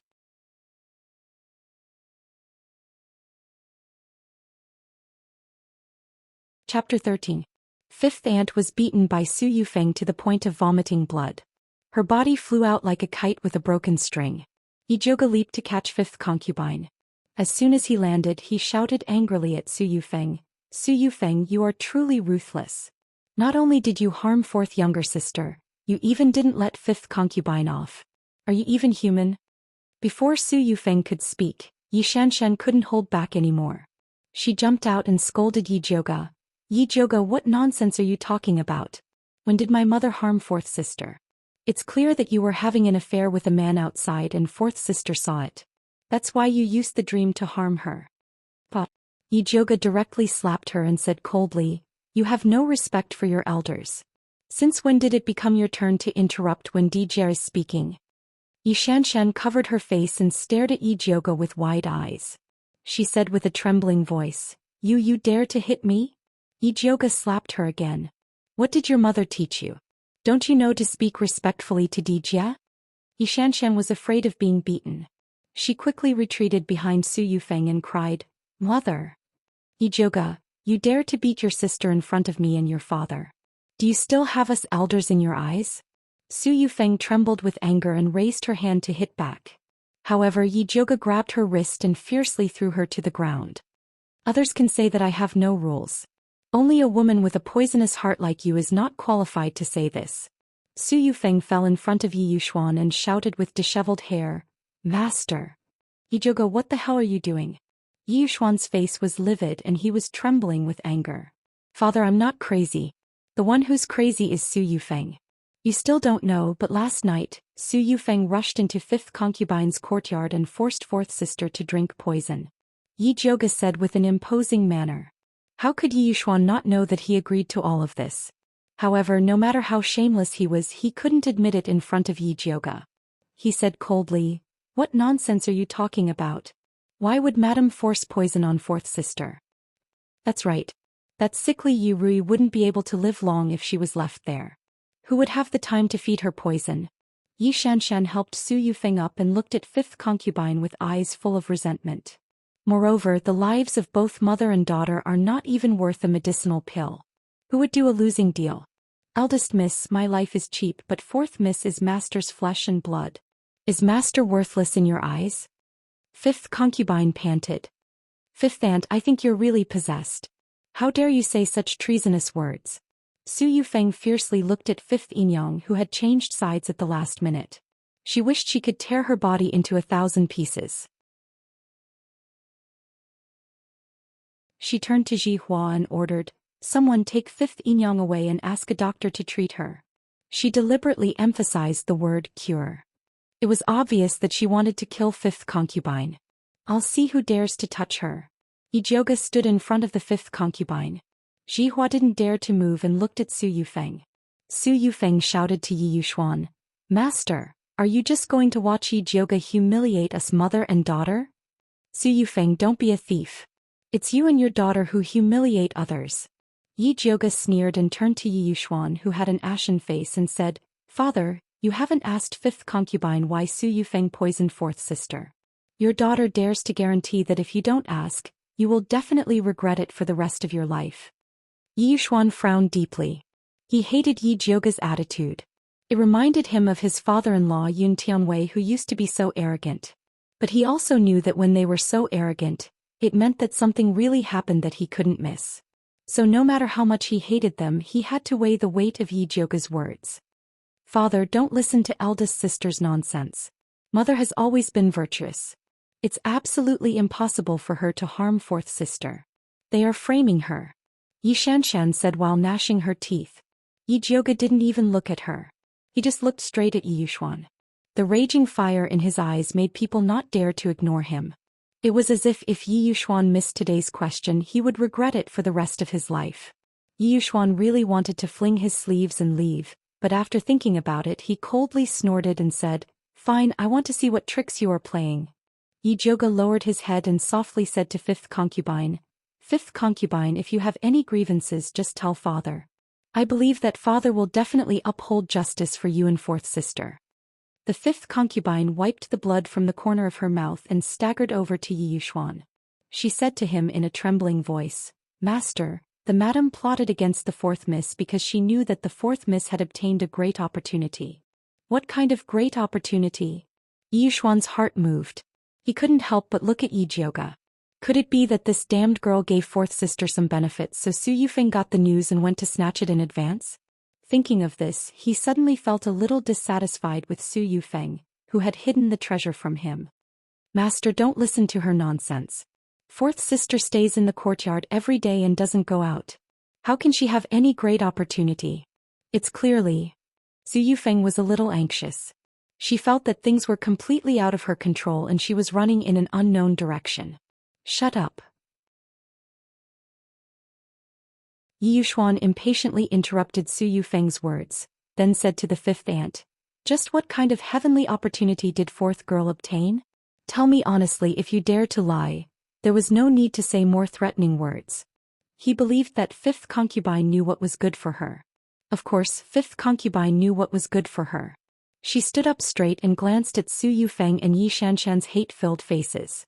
After meeting Yi Zhouge's encouraging eyes, she said in a deep voice, "Master, in fact I wanted to tell you a long time ago. Our fourth miss has awakened the wood and fire spirit root. She will become the strongest alchemist in the Yi family." "What did you say?" Yi Yuxuan suddenly stood up and stared straight at fifth concubine. "You said that fourth sister has the wood and fire spirit root?" "Master, it's absolutely true. A few days ago fourth miss coughed non-stop. This servant knelt down and begged madam for a long time before madam agreed to call a doctor over. The doctor said that fourth miss's spirit root has awakened, but her body is too weak and she needs a good rest to get through it. This servant reported this matter to madam and wanted to ask for some tonic. I didn't expect that the tonic would not come but poison," fifth concubine cried as she spoke. Her tears flowed down her cheeks to her chin and mixed with the blood on her clothes. No one would doubt that what she said was false. "You're talking nonsense." Su Yufeng's voice suddenly rose like a hen that had been strangled.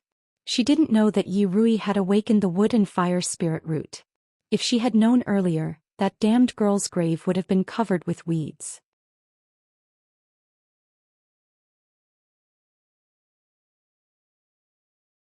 Chapter 14. "Master, this servant is not talking nonsense. If you don't believe me, go ahead and check. If this servant is lying, I will be struck by lightning." Fifth concubine swore with tears streaming down her face. Yi Yuxuan no longer doubted fifth concubine's words. He turned to look at Su Yufeng with eyes that seemed to be spewing fire. "Evil woman, how dare you harm my precious daughter?" His daughter, who was originally the most worthless in his heart, had become his precious daughter because she had awakened the water and wood spirit roots. Because the wood and fire spirit roots complemented each other, it was most suitable for alchemy. Although Yi Xianxian was known as a genius alchemist, she only had a second-level fire spirit root, which was much worse than the wood and fire spirit root. Yi Yuxuan boasted that the Yi family was the #1 alchemist family in Thunder Country, but he actually left such a treasure at home and almost caused her to be killed. If this were to spread, he would definitely be laughed at. "Master, this concubine is wronged." Su Yufeng looked at Yi Yuxuan pitifully. She and Yi Yuxuan had been husband and wife for so many years, so she knew his character very well. He was so angry not because of his deep feelings for seventh concubine and Yi Rui, but because he had promised to knock Yi Zhouge down but failed to do so. Yi Yuxuan felt that he had been deceived. Su Yufeng was a little flustered now. She didn't understand how her perfect plan had become like this. "Evil woman, wait for me. I will settle this with you later." Yi Yuxuan flicked his sleeves and hurriedly walked towards fifth concubine's courtyard. He was now anxious to see if his precious daughter really had the wood and fire spirit roots. Su Yufeng and Yi Xianxian didn't dare to follow and could only watch Yi Zhouge support fifth concubine and leave with resentment. "Mother, what should we do now?" Yi Xianxian supported Su Yufeng. The red slap mark on her face had not disappeared and she looked very embarrassed. "Don't worry, your father was just angry for a moment. He will be fine once his anger subsides." Su Yufeng's face showed a ruthless expression. This time she had misjudged fifth concubine's courage and failed. Next time she would never make the same mistake. Fifth concubine Yi Jioga Yi Rui, these bitches, she would not let any of them off. After Yi Jioga supported fifth concubine out of Inkwater Garden, he asked in a low voice, "Fifth concubine, are you all right?" She only told fifth concubine to pretend to be pitiful in front of Yi Yuxuan. She didn't expect her to risk her life. Fortunately, Su Yufeng did not use her full strength just now, otherwise fifth concubine might have been killed on the moment. "It's okay. I'm happy to take this slap." Fifth mistress smiled very happily. She felt that it was worth it to exchange a mouthful of blood for Su Yufeng to be scolded. "I'll prescribe some medicine for you later. You should stay in bed and rest well for the next few days so as not to leave a lingering illness." Fifth concubine said. She, concubine shook hurt and said, I can't, and the concubine she shook her and Yi. And, con he. Teat. Yi Rui was still lying on the bed in a daze. Ruing still lying on her in. Lying still beside Yi Kanti Yi. Ping. Flying. He. From. Yi Yuxuan impatiently waved for them to leave, then took out a spirit testing stone and personally tested Yi Rui's spirit root. "TSK. Your father is so excited when he meets a wood and fire spirit root. If he knows that you have the rare thunder and fire spirit root, will he go crazy with joy? Tiskti, your scum of a father is so excited just because he met a wood and fire spirit root. If he knew that you have the rare thunder and fire spirit root, I wonder if he would go crazy with joy?" Zishang said with a smile. "You won't know." Yi Jioga's eyes flashed with sarcasm. "You won't know." Yi Jioga's eyes flashed with sarcasm. When Yi Yuxuan found out, she was already at a height he couldn't look up to. "Master, fourth miss was poisoned by Madam last night and has been unconscious. Please take a look at her." Fifth concubine said with a choked voice. Yi Jioga had given Yi Rui some virtual dream this morning in order to put on a show. "It's okay. Fourth miss was just poisoned by Xianxia. She will be fine after taking some medicine." Yi Yuxuan said lightly and removed Su Yufeng's crime of poisoning Yi Rui. No matter how angry he was with Su Yufeng, he still had to protect her face. Fifth concubine's nails dug deep into her flesh. She was afraid that the hatred on her face would show and didn't even dare to raise her head. Yi Jioga knew that Yi Yuxuan wouldn't touch Su Yufeng easily, so he wasn't angry. When he saw him take out the antidote, he said first, "Father, let me feed fourth sister the medicine." Yi Yuxuan handed the antidote to Yi Jioga. Yi Jioga helped Yi Rui up and stuffed the small red pill into her pale mouth. Yi Rui ate the antidote and her eyelashes trembled slightly. Then she slowly opened her eyes. "For sister, how do you feel now?" Yi Jioga stuffed a pillow behind her and let her lean against the headboard. "Big sister, why are you here?" Yi Rui looked confused. "I heard that you were sick, so I came to take a look." Yi Jioga patted Yi Rui's small hand. He didn't expect that his words would remind Yi Rui of the nightmare of being forced to drink the medicine last night. She trembled and looked around for her mother. However, she was shocked by her mother's miserable appearance and asked in horror, "Concubine, why is your chest covered in blood?" "Concubine is fine." Fifth concubine hurriedly covered the blood on her chest and stammered, This is my... Sob, madam must be trying to harm you." She. Yi Rui cried and gasped. Then her eyes rolled back and she fainted again. "Fourth miss, what's wrong?" Fifth concubine was so scared that her soul flew away. "Don't worry, fifth concubine. Father is here." Yi Jioga looked at Yi Yuxuan. Medicine was not separated from the family. As a third-stage advanced pill master, Yi Yuxuan was good at treating illnesses. He stretched out his finger and calmly felt his fourth daughter's pulse. His expression immediately became extremely ugly. He didn't expect his daughter's body to be so weak. Pill refinement not only required special innate spiritual roots, but also a strong body. Otherwise, no matter how good one's aptitude was, it would be useless. "Master, what's wrong with fourth miss?" Fifth concubine asked anxiously. "Why is fourth girl's body so weak? How did you usually raise her?" Yi Yuxuan retracted his hand and glared at fifth concubine fiercely. A good daughter had actually been raised like this by her. What a waste. "Master, it's all this servant's fault. All these years, fourth miss hasn't even been able to eat her fill." Fifth concubine's red and swollen eyes once again shed two streams of tears. What do you mean by not even being able to eat her fill? Yushuan was so angry that he laughed. Did he think that their Yi residence was a beggar's nest? Father, you should take a look at fifth concubine and fourth sister's room before you say that. Yi Jioga's eyelids drooped slightly. His long eyelashes hid the sarcasm in his eyes.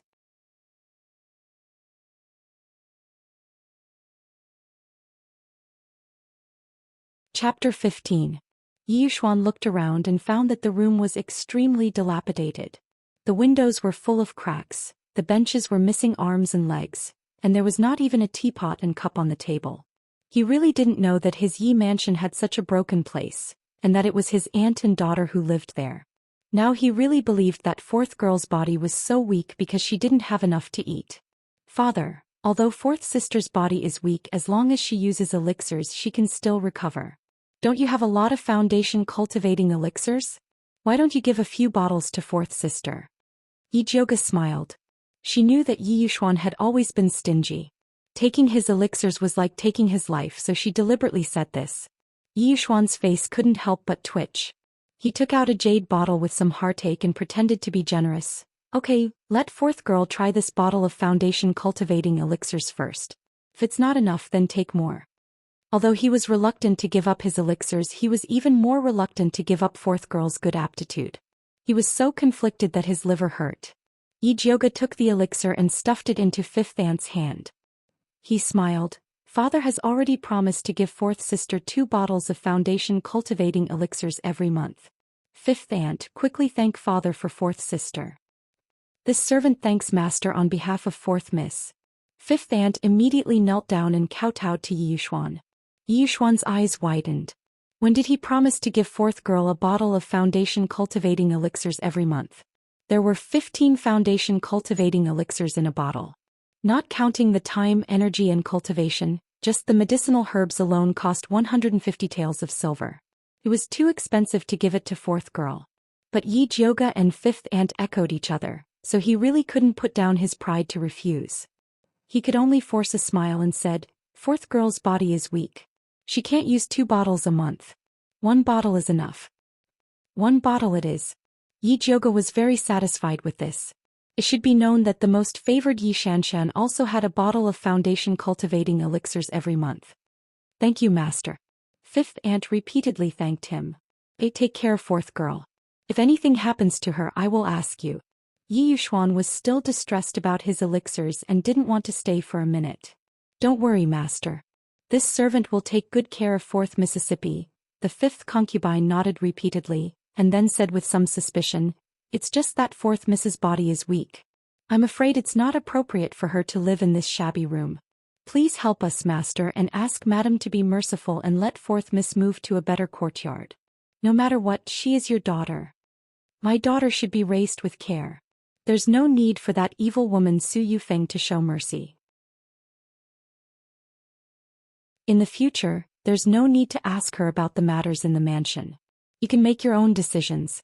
Yi Yushuan said angrily.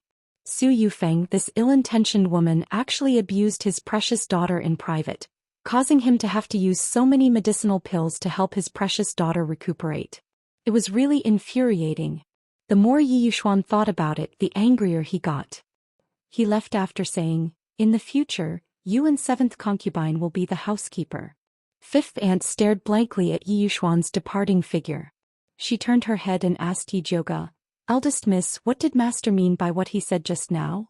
Yi Jioga thought for a moment before saying, father probably meant that you and seventh concubine will be in charge of the Yi household's internal affairs. That's impossible. Fifth aunt felt as if she was dreaming. Last night she was still thinking of fighting for a bright future for her daughter, even if she had to sacrifice her life. She didn't expect that she didn't lose her life. Instead, she flew into the sky. In an instant, she rose from a position where everyone could look down on her to the position of managing hundreds of people in the mansion. Since father has already said it, he shouldn't go back on his word. Such a good thing has fallen into your hands. You have to grasp the opportunity. Yi Jioga guessed that Yi Yushuan must have lost his head in anger to make such a decision. However, even if he wanted to go back on his words, she wouldn't agree. But this servant doesn't know how to manage the house. Fifth aunt's face was full of fear. Although she was the daughter of a scholar before she was sold into the Yi family and could read a few words, it was still too difficult for her to suddenly manage such a large family like the Yi household. You don't have to worry too much about the matters of the housekeeper. Later I'll ask Mother Qing to come over and help you. You'll slowly learn. Yi Jiuge comforted. Mother Qing had been helping Yi Jiuge's mother manage the Yi household in the past. She was familiar with these matters and could do it at any time. But what if those servants don't listen to orders and disobey in secret? Fifth Aunt still couldn't help but worry. These past few years she had been bullied ruthlessly and knew very well the methods of those servants. If they don't listen, then beat them. Beat them to death. Yi Jiuge smiled coldly. In any case, half of the servants in the Yi residence were Su Yufeng's trusted aides. When Fifth Aunt heard that she was going to beat people, her heart skipped a beat and hesitation appeared on her face. Although she dared to fight with her life on the line, she was still a kind person. She couldn't do something like beating people up. You just have to think about fourth sister. If you don't beat them when Su Yufeng comes out of confinement, the one who will be beaten will be you. He can't be confined forever. Yi Jiuge understood Su Yufeng's temperament very well. She couldn't sit still and wait for death. The real battle had just begun. Eldest young Miss is right. The servant knows what to do. When Fifth Aunt thought of her daughter, her face immediately flashed with determination. I will ask Mother Qing to come over later. However, no matter how capable Mother Qing is, she is only a servant of the Yi family. As the master, you have to stand up yourself. In the future, don't call yourself a servant. You are fourth sister's biological mother and have a noble status. Don't belittle yourself. Do you understand? Yi Jiuge knew that Fifth Aunt was used to being oppressed. She might not be able to change for a while, but as long as fourth sister was mentioned, she would definitely listen. Eldest young Miss, rest assured. This servant understands. Fifth Aunt nodded. She was not born to be a wretch. It was just that in the past her status in the household was low. Only by putting herself in the dust could it be possible to protect her daughter to survive. Now that she had the opportunity to stand in a high position, she certainly didn't want to continue to roll in the dust. It's fine as long as you know what to do. Yi Jiuge nodded. Although she looked young, she had the experience of 2 lifetimes. She had a steady bearing. She didn't feel strange at all when she taught a lesson to an aunt who was older and more senior than her. Fifth Inyang also sincerely wanted to consult her, so she immediately asked, Eldest young lady, Master said that the matters of the residence will be handed over to Xie and 7th Inyang to manage in the future. Should Xie first go and inform 7th Inyang? Even if you want to inform, it should be 7th Aunt who comes to find you. Yi Jiuge smiled faintly. 7th Aunt is a spiritualist and has always been doted on by Master. This servant is afraid that she will not be willing to come. 5th Aunt looked worried. She only had a mortal physique and always felt that she was a head shorter than a spiritualist. 5th Aunt, you only need to remember one thing. Your daughter, Yi Rui, has the wood and fire spiritual root. She is the most qualified alchemist. In the future, those spiritualists have to live according to your daughter's wishes.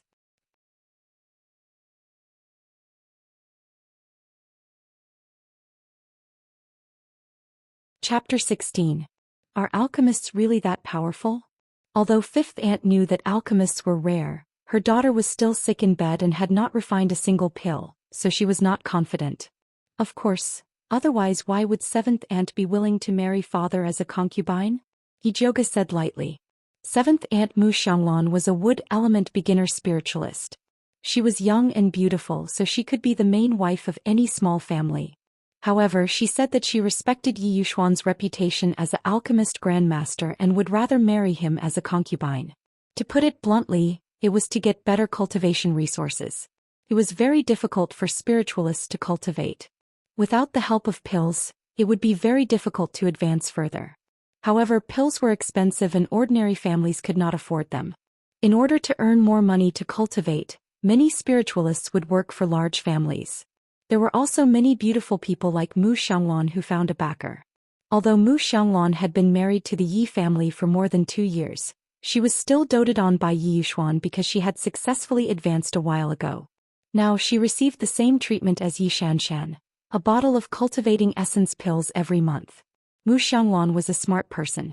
Although Yi Rui was not an alchemist yet, based on her aptitude, Mu Xianglan would definitely build a good relationship with Yi Rui. Therefore she would definitely take the initiative to find fifth aunt. After Yi Jioga carefully analyzed the situation to fifth Yinyang was finally relieved. In that case, this concubine will wait for her here. There is no need to wait for her here. Pack your things and move to Qiushuiyuan later.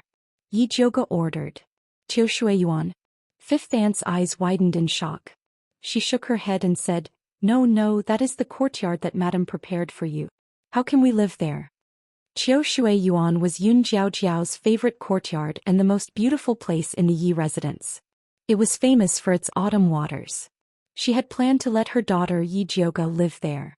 After Yun Jiaojiao passed away, Yi Yuxuan had been missing his wife and did not allow anyone to move there, not even Yi Jioga.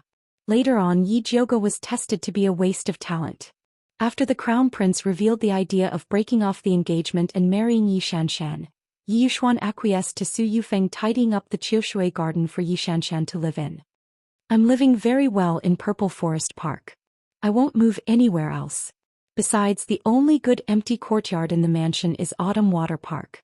It's just right for you to move there now. Yi Jioga saw that the fifth concubine still wanted to decline, so he said, Since you said that the Qiushuiyuan is mine, then you have to listen to me and let fourth sister live there. This way, those servants in the Yi residence who worship the powerful and look down on the weak will know that you and your mother are of great importance. Whether a person's status was noble or not was directly reflected in the basic necessities of life. Because of Yun Jiaojiao, Qiushui Garden had a special position in the Yi mansion. It could be said that it represented the status of the Yi mansion's young lady, so Su Yufeng wanted Yi Xianxian to live there. She wanted to prove to everyone that her daughter was nobler than Yi Jioga. If Yi Rui could move in, it would mean that she was superior to Yi Xianxian. Needless to say, her identity was precious. The fifth concubine understood what it meant to live in Qiushui Garden, so she was afraid of the pressure that came with it. Fifth concubine, since you have already shed all pretense of cordiality with Su Yufeng, you have to be tough. Otherwise, if you show the slightest weakness, you will be trampled to pieces and never be able to rise again. Yi Jioga's words smashed all the remaining hope in the fifth concubine's heart. Her expression changed again and again. Finally, she gritted her teeth and said, Okay, I will listen to eldest young lady's arrangements. Since she had chosen to be on eldest young lady's boat, she could only trust her to the end. Fifth concubine, you don't have to worry too much. Now that father has placed fourth sister at the center of his heart, no one will dare to bully you and your mother. Rest assured and boldly move in. Yi Jioga saw that the fifth concubine was so nervous that her mouth was pale, so he personally poured her a cup of hot tea and stuffed it into her hand. The fifth concubine trembled as she drank the hot tea. Only then did she feel alive. She stood up and said, Then I will go pack my things now. Eldest young lady, please stay here and accompany Rui. Okay, I will accompany fourth sister here. You go pack. After Yi Jioga watched the fifth concubine walk out, he then sat at the head of Yi Rui's bed. Looking at the thin girl lying quietly, he said softly, Stop pretending. I know you have been awake. The little girl's fingers trembled slightly. She slowly opened her eyes and looked at Yi Jioga with some embarrassment and said, Big sister. Did you hear what I said to your mother just now? Yi Jioga looked at the little girl's big black and white eyes and asked. I heard. The little girl nodded. Do you know what it means? Yi Jioga asked again. The reason why she had spent so much time and effort to explain to the fifth concubine was that she wanted to say it to the little girl who was pretending to be asleep. The most important thing for the fifth concubine to be able to stand up against Su Yufeng was whether this little girl could live up to expectations. I know. The little girl nodded and said slowly, Because I have awakened the wood and fire spirit root, I may become a very powerful alchemist in the future. So father is very good to us now. Madam will not dare to bully us openly in the future. You are right. Madam will not dare to bully you openly in the future, but she will definitely play a lot of tricks in the dark. Your life in the future will be more difficult than it is now. Are you afraid? Yi Jioga pushed the black hair stuck to the little girl's forehead behind her ear. This little girl looked weak, but in fact she was very stubborn. She had the same temper as the fifth concubine. When she was forced, she would dare to bite people. In the past, when those servants who worshipped their superiors came to bully the mother and daughter, the 4-year-old little girl already knew how to fake fainting to scare them away. This was actually a very smart child. Afraid. There was a flash of fear in the little girl's big eyes. Her fingers grabbed the old bedding under her and said with a trembling voice, "I am afraid that I am not as good as they think. I am afraid that I will not be able to learn alchemy in the future and will disappoint father." The little girl understood a truth since she was a child. The higher you stand, the harder you fall. The more good her father was to her now, the more ruthless he would be to her in the future. Even his biological daughter was no exception. She knew it when she saw the life of her big sister in the past. "It's good that you know to be afraid." Yi Jioga touched her little head. If she knew to be afraid, she would not be proud and arrogant. As long as Yi Rui could walk up steadily with her qualifications, even if she did not have great achievements in alchemy, she would not fall to pieces. What's more, she was here. "Don't worry. Big sister is here. Big sister will help you." Yi Jioga gently stroked the little girl's hair. As long as they were obedient and let her arrange everything, she would definitely protect the mother and daughter.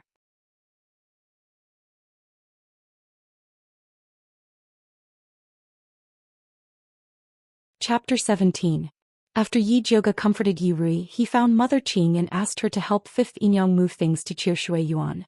"Eldest miss, that is the courtyard that Madam prepared for you. How can you let 5th Inyang and 4th miss live there?" Mother Qing frowned in disapproval. Yi Jioga didn't say anything and just looked at Mother Qing. Although his eyes were faint, there was an indescribable majesty to them. Mother Qing's heart suddenly trembled. Only now did she realize that she was questioning eldest Miss's orders. This old servant was wrong. This old servant will go and move it now. Mother Qing quickly apologized and obediently brought people to help 5th Inyang move things. At this time, Yi Yuxuan had already announced that Su Yufeng was grounded and the household's affairs were handed over to 5th Inyang and 7th Inyang. After he learned that Yi Jioga had given Qiushui Yuan to Yi Rui, he immediately sent a caretaker mother and 2 servant girls to Qiushui Yuan to serve Yi Rui. When Yi Jioga brought 5th Inyang and Yi Rui over, the caretaker mother and the 2 servant girls had already tidied up Qiushui Yuan.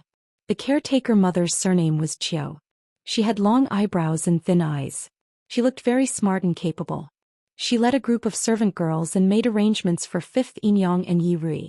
Even Yi Jioga couldn't find anything wrong with it. "Eldest miss, this old servant sees that 5th Inyang and 4th miss are very tired.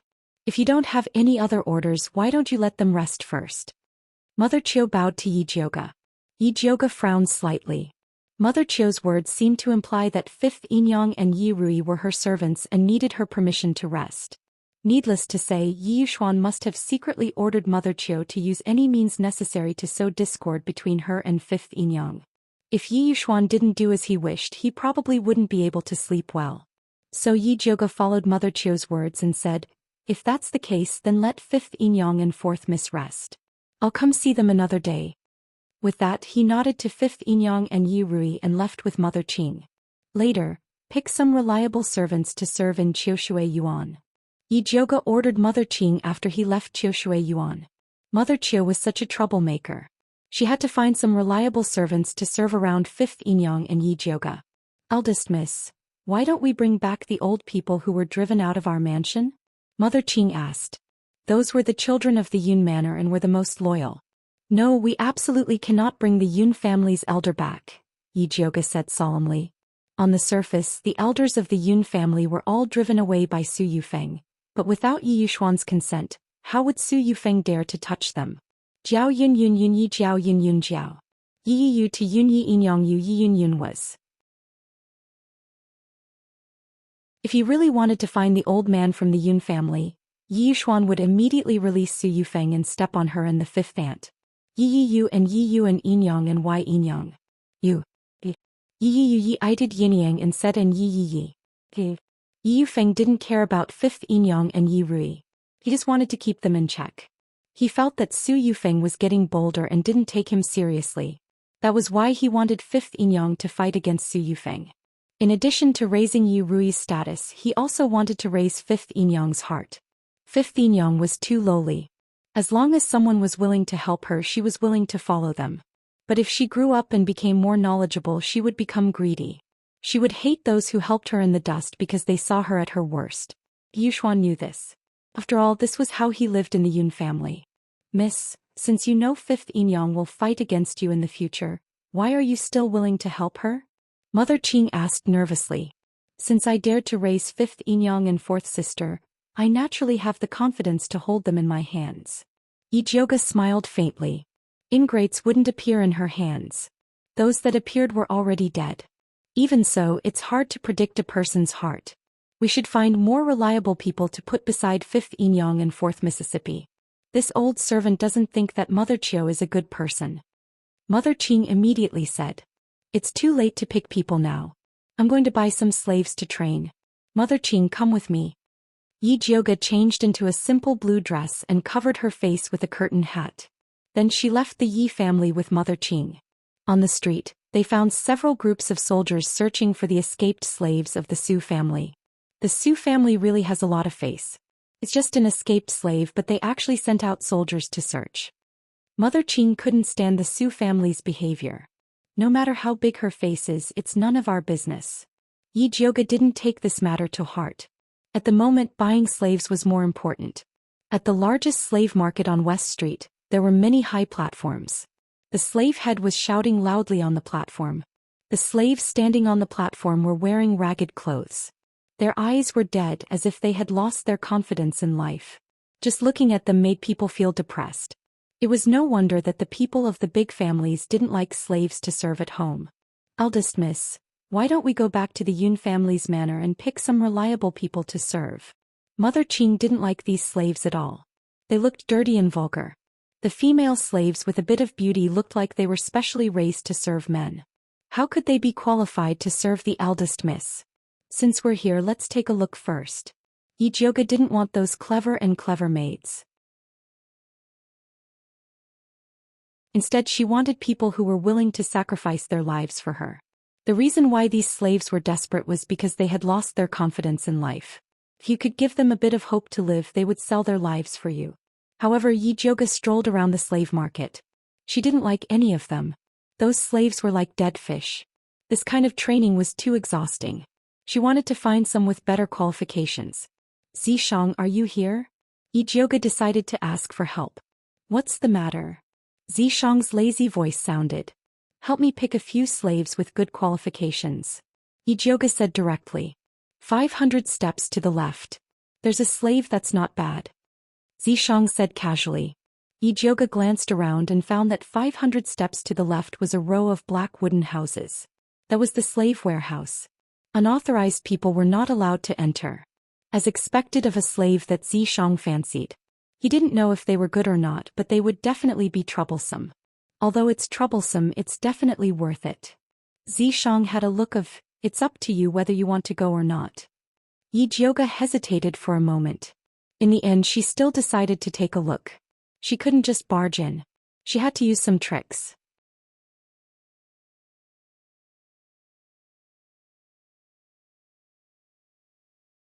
Chapter 18.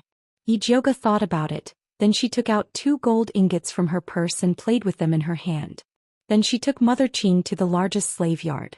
The slave leader was a short black fat man. His shifty eyes drifted to the gold ingots in Yijioga's hand while he smiled flatteringly. Miss, please come in. What kind of slaves do you want to buy? I want to find some slaves with good qualifications to be my slaves. Do you have any good goods? Yijioga asked. Miss, the slaves on the stage now are the best slaves in the slave yard. The slave leader patted the chests of several slaves and introduced them like livestock. Although they are not spiritualists, their bodies are strong. You can take them back and train them well. They are absolutely useful. I don't like these. Do you have any better goods in the slave warehouse behind you? Yijioga asked, pointing to the row of small black houses. Those are all inferior goods. They can't enter your eyes. The slave leader shook his head. It's up to me to decide whether they can enter my eyes or not. Yijioga threw a piece of broken silver to the slave leader and said arrogantly, you just need to lead the way. This way please. The slave leader took the silver and led the way in front of him. Yijioga followed the slave leader into the small black house. He saw that it was dirty and smelly. Behind the wooden fences were old, weak, sick and disabled slaves, which made him feel bad. Mother Qing's eyebrows were wrinkled. The disgusted look made the slave owner feel that he probably couldn't do business today. Which slave are you talking about? Yi Jiuge called Zhou in his heart. Left corner. Zhou replied lazily. Yi Jiuge looked over and saw a thin man curled up on the ground. His whole body was dirty and he was no different from the slaves next to him. The slave leader followed Yi Jiuge's line of sight. He didn't know what to think, but he immediately smiled and said, "Miss, you have a good eye. This slave is the best we have here." "Didn't you say that the best goods are placed outside? Why did you miss one here?" Yi Jiuge raised his eyebrows and asked. The slave leader continued to laugh. "That's because this slave was sick 2 days ago and is recuperating. But he's really good stuff. If you don't believe me, you can take a look," the slave leader said as he strode over. He grabbed the man's hair and lifted it up, aiming his face at Yi Jiuge. That person's face was unexpectedly clean. His skin was like jade and his facial features were exquisite. His long eyelashes were like little fans, and there was a red beauty mole between his eyebrows. His beauty added a hint of nobility. This kind of beauty was indeed top grade. "Miss, you can't buy this." Mother Qing was anxious. Last time, eldest miss didn't return home at night because of second miss, and all kinds of unpleasant rumors had been spreading in the streets. If people knew that the eldest miss had bought a handsome male slave to keep in the house, the rumors would be even worse. Yi Jiuge raised her hand to stop Mother Qing's nagging. She said to the slave leader, "This slave is good. I like it. Name a price." "Miss, it's not easy to find such a handsome man. Since you like him, I will sell him at a loss. 1,000 silver taels." The slave leader named a price. Yi Jiuge hadn't spoken yet. Mother Qing had already jumped up and pointed at the slave leader. "The slave looks sick.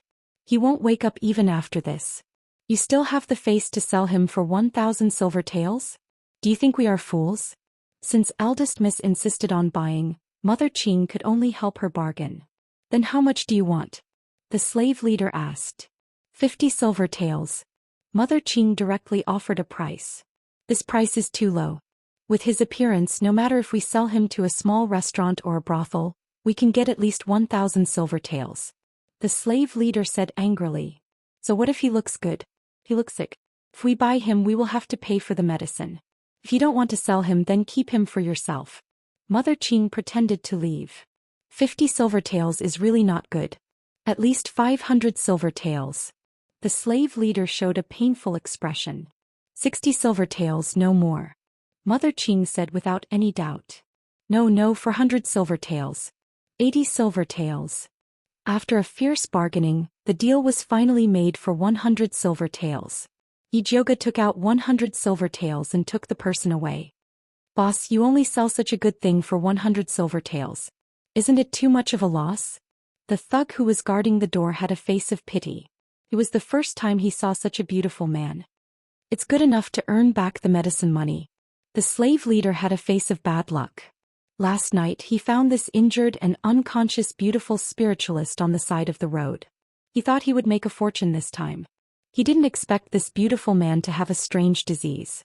He invited several doctors to see him, but they all said they couldn't cure him. If he didn't meet a fool who was blinded by lust today, he would have suffered a big loss. At this time, the fool Yi Jiuge had just secretly brought the person back to Purple Forest Park. "Eldest miss, this is the backyard. If you put him here and Su Yufeng finds out, she will definitely put the crime of adultery on you," Mother Qing said anxiously. "It's okay. Let him change into a skirt. I guarantee that no one will recognize him as a man." Yi Jiuge was very confident in the beauty of this male slave. Even if he wears a skirt, he is still a man. Mother Qing was anxious. What is the eldest miss thinking in the head? With his sickly appearance, even if he is a man, he won't be able to do anything.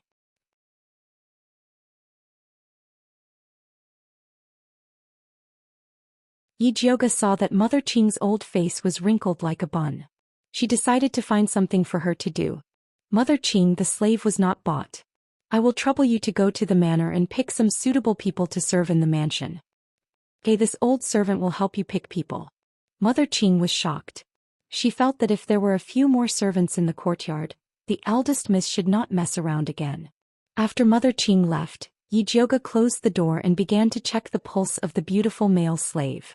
Unexpectedly, she found that the male slave turned out to be a spiritualist. His level was not low, at least an intermediate level cultivation base. How could an intermediate spiritualist be reduced to a slave in that kind of place? Yijioga was very surprised. She calmed down and carefully checked his pulse. She found that his pulse was very chaotic. It was clearly the pulse of a dying person. No wonder the slave leader was willing to sell him at a low price. However, this kind of pulse was usually due to poisoning.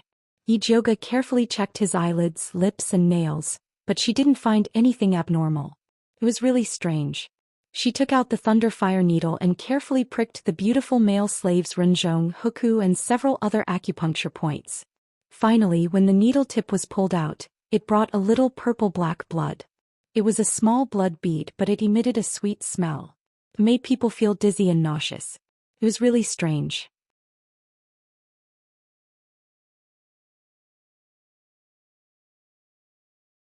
Chapter 19. Yijioga had never seen a poison like this before. She was just about to pick up the drop of blood to taste it when Zishang's lazy voice rang in her ears. I advise you not to touch it. As soon as she finished speaking, the ice-cold snake tail wrapped around her in its embrace, and a familiar fragrance filled her nose. Why? Yijioga frowned at Zishang's beautiful face. No reason. Zishang's rosy red lips curled into a beautiful arc as she lowered her head and kissed Yijioga's scarred face. Speak human language, don't move your mouth. That cold and sticky feeling gave Yijioga goosebumps all over his body. Her hands were pressed against Zishang's strong chest. She wanted to break free, but he hugged her even tighter. Unable to resist, she could only let him hug her. I won't say it. Zishang hugged Yijioga's soft body and rested his chin on her head. He felt that this position couldn't be more comfortable. Zishang shuddered, his abdomen spasmed and his tail straightened instantly. He grabbed Yijioga's shoulder and pulled him out. His purple eyes narrowed dangerously, and his voice carried a hint of hatred. Do you really want this sovereign to eat you? Only then did Yijioga realize that he had done something bad. Heavens, she actually bit Zishang's place. What the hell? Yijioga wanted to hide in a crack in the ground, but facing Zishang's questioning, she braced herself and said, I knew you didn't have good intentions. Zishang stared at her. His bright purple eyes seemed to be able to see through everything and see through people's hearts. Yijioga felt a little guilty and regretted being too impulsive. He lowered his eyes and said, You still haven't told me what poison it is. Zishang's grip on Yijioga's shoulder tightened slightly before slowly loosening. Then he spun her around and hugged her in his arms. His tail wrapped tightly around her as he scolded, Idiot, can't you even tell that the demon poison has left your soul? Soul detachment? Yijioga blinked his eyes. Wasn't that the poison unique to the third-rank demonic beast, the soul detachment python? She remembered that people who were poisoned by this kind of demonic poison would feel weak all over their body. Their spiritual power would be suppressed and they would often fall asleep. They would die within 7 days. However, this kind of demonic poison was extremely rare. Why would someone use it on a slave? Stupid? That means this slave isn't simple. Zishang said with a look that said, You can even see that I'm stupid. I know he's not simple, but I don't know what's so special about him. Yijioga felt that Zishang must have had other intentions for pointing this slave to her. He's about to wake up. You can ask him yourself. Zishang lowered his head and fiercely bit Yijioga's red lips before disappearing. Perverted snake. Yijioga bitterly wiped his mouth and lowered his head to look at the beautiful male slave. His fan-like black eyelashes trembled slightly, like a butterfly spreading its wings and about to take flight. The next moment his eyelids slowly opened, and his black pupils shrank when he saw Yijioga. It looked like it wanted to attack her, but it was a pity that its whole body was powerless. You don't have to be afraid. I'm not a bad person. After Yijioga said this, she realized why this sentence was so strange. The beautiful male slave propped himself up and leaned against the wall. His pair of black eyes were like the mountain breeze on a winter night, looking at Yijioga coldly. What's your name? Yijioga asked with a friendly smile. How did you get poisoned? Yijioga continued to laugh. How did you become a slave? Yijioga felt that he couldn't laugh anymore. The beautiful male slave looked at Yijioga without saying a word. Oh. Ijoga was angry. Are you mute? The beautiful male slave continued to be silent. Little guy, if I hadn't fished you out of the slave's nest, you would have been sold to a small restaurant. Ijoga narrowed his eyes and sneered. Do you believe that I won't throw you to a small restaurant right now? A murderous look flashed in the beautiful male slave's eyes, and his lips were tightly pursed into a straight line. Idiot, people who have been poisoned by the soul detachment can't speak. Zhou couldn't stand it anymore. This was a bit embarrassing. Ijoga faked a few coughs and quickly changed the topic. Can you move? If you can move, change your dirty clothes. If you can't move, I don't mind helping you change. Ijoga stretched out his claws and pretended to take off his clothes. But the beautiful male slave quickly slapped away Ijoga's claws, and his pair of cold black eyes were as fierce as a wolf's. Ijoga looked at the back of her hand that was slapped red, and secretly remembered this grudge. She took out a pink dress from the wardrobe and threw it on the beautiful male slave and then sneered, When I come back you'd better change your clothes otherwise. Ijoga left the room with 2 cold snorts. As soon as she sat down in the outer hall, Mother Qing came in with a group of young maidservants and said, Eldest miss, this old servant has brought the people, you can choose them. Ijoga glanced at them and found that the youngest of these maidservants was 10 years old, and the oldest was 12 years old. Although they were young, they were very strict with their rules. They all lowered their eyes and did not dare to look at her. Especially the 2 sisters named Qing Lu and Qing Hu. They looked inconspicuous, but their temperament was very steady. At first glance, one could tell that they were good seedlings. Ijoga was quite satisfied with these young maidservants and said to Mother Qing, I think they are all good, they can all stay. Hurry up and thank eldest Mississippi, Mother Qing happily said to the young maidservants. This servant thanks eldest miss. The young maidservants bowed in a well-behaved manner. After Mother Qing asked Pearl to take the 8 young maidservants away and settle them down, she came to Ijoga's side and said in a low voice, Eldest Miss, Qing Lu and Qing Hu are the granddaughters of our Yun family's old man. They are steady and the most loyal. This old servant wants to send them to Qiushui Yuan to serve. What do you think? Stay in the courtyard for a period of time. Later I will give you a few medicinal diet recipes. Let them learn it well before serving 4th Mississippi. The current Qiushui Yuan was comparable to a dragon's pool and a tiger's den. If these 2 little maidservants didn't learn some skills, they would not be able to escape from Mother Qiu's evil hands. Eldest miss, rest assured this old servant will definitely train them well. Mother Qing nodded solemnly, and then her eyes couldn't help but drift towards the east wing. She didn't know if the beautiful male slave was still there. Pass down the order, no one is allowed to come near the east wing. Ijoga seriously ordered. Before she subdued the male slave, no one was allowed to see him. This old servant understands. Mother Qing decided to personally guard the east wing and not allow anyone to come near. After Ijoga sent Mother Qing away, she returned to the east wing. When she opened the door, she saw a painting of a beautiful man.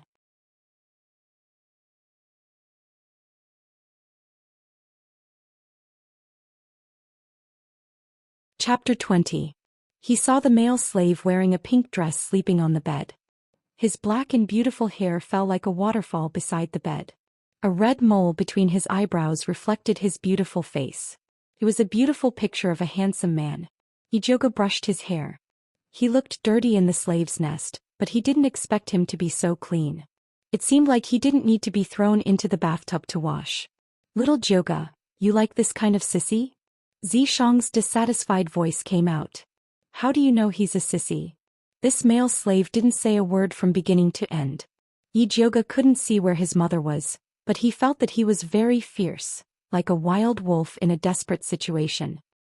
His face is like a woman's. If he isn't a sissy, then what is he?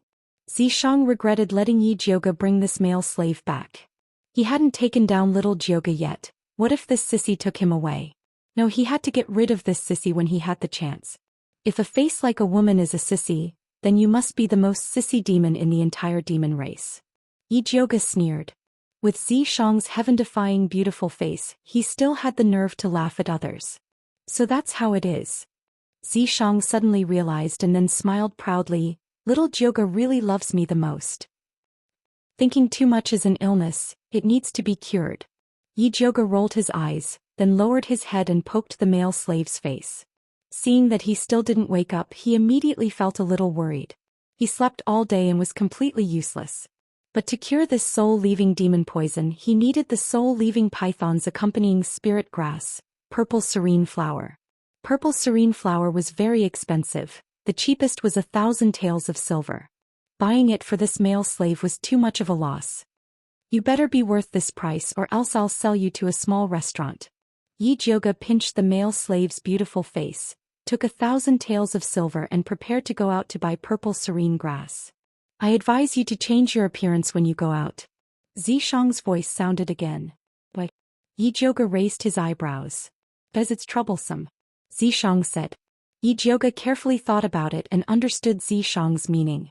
This slave's origin was unknown, and he was poisoned with such a rare demonic poison.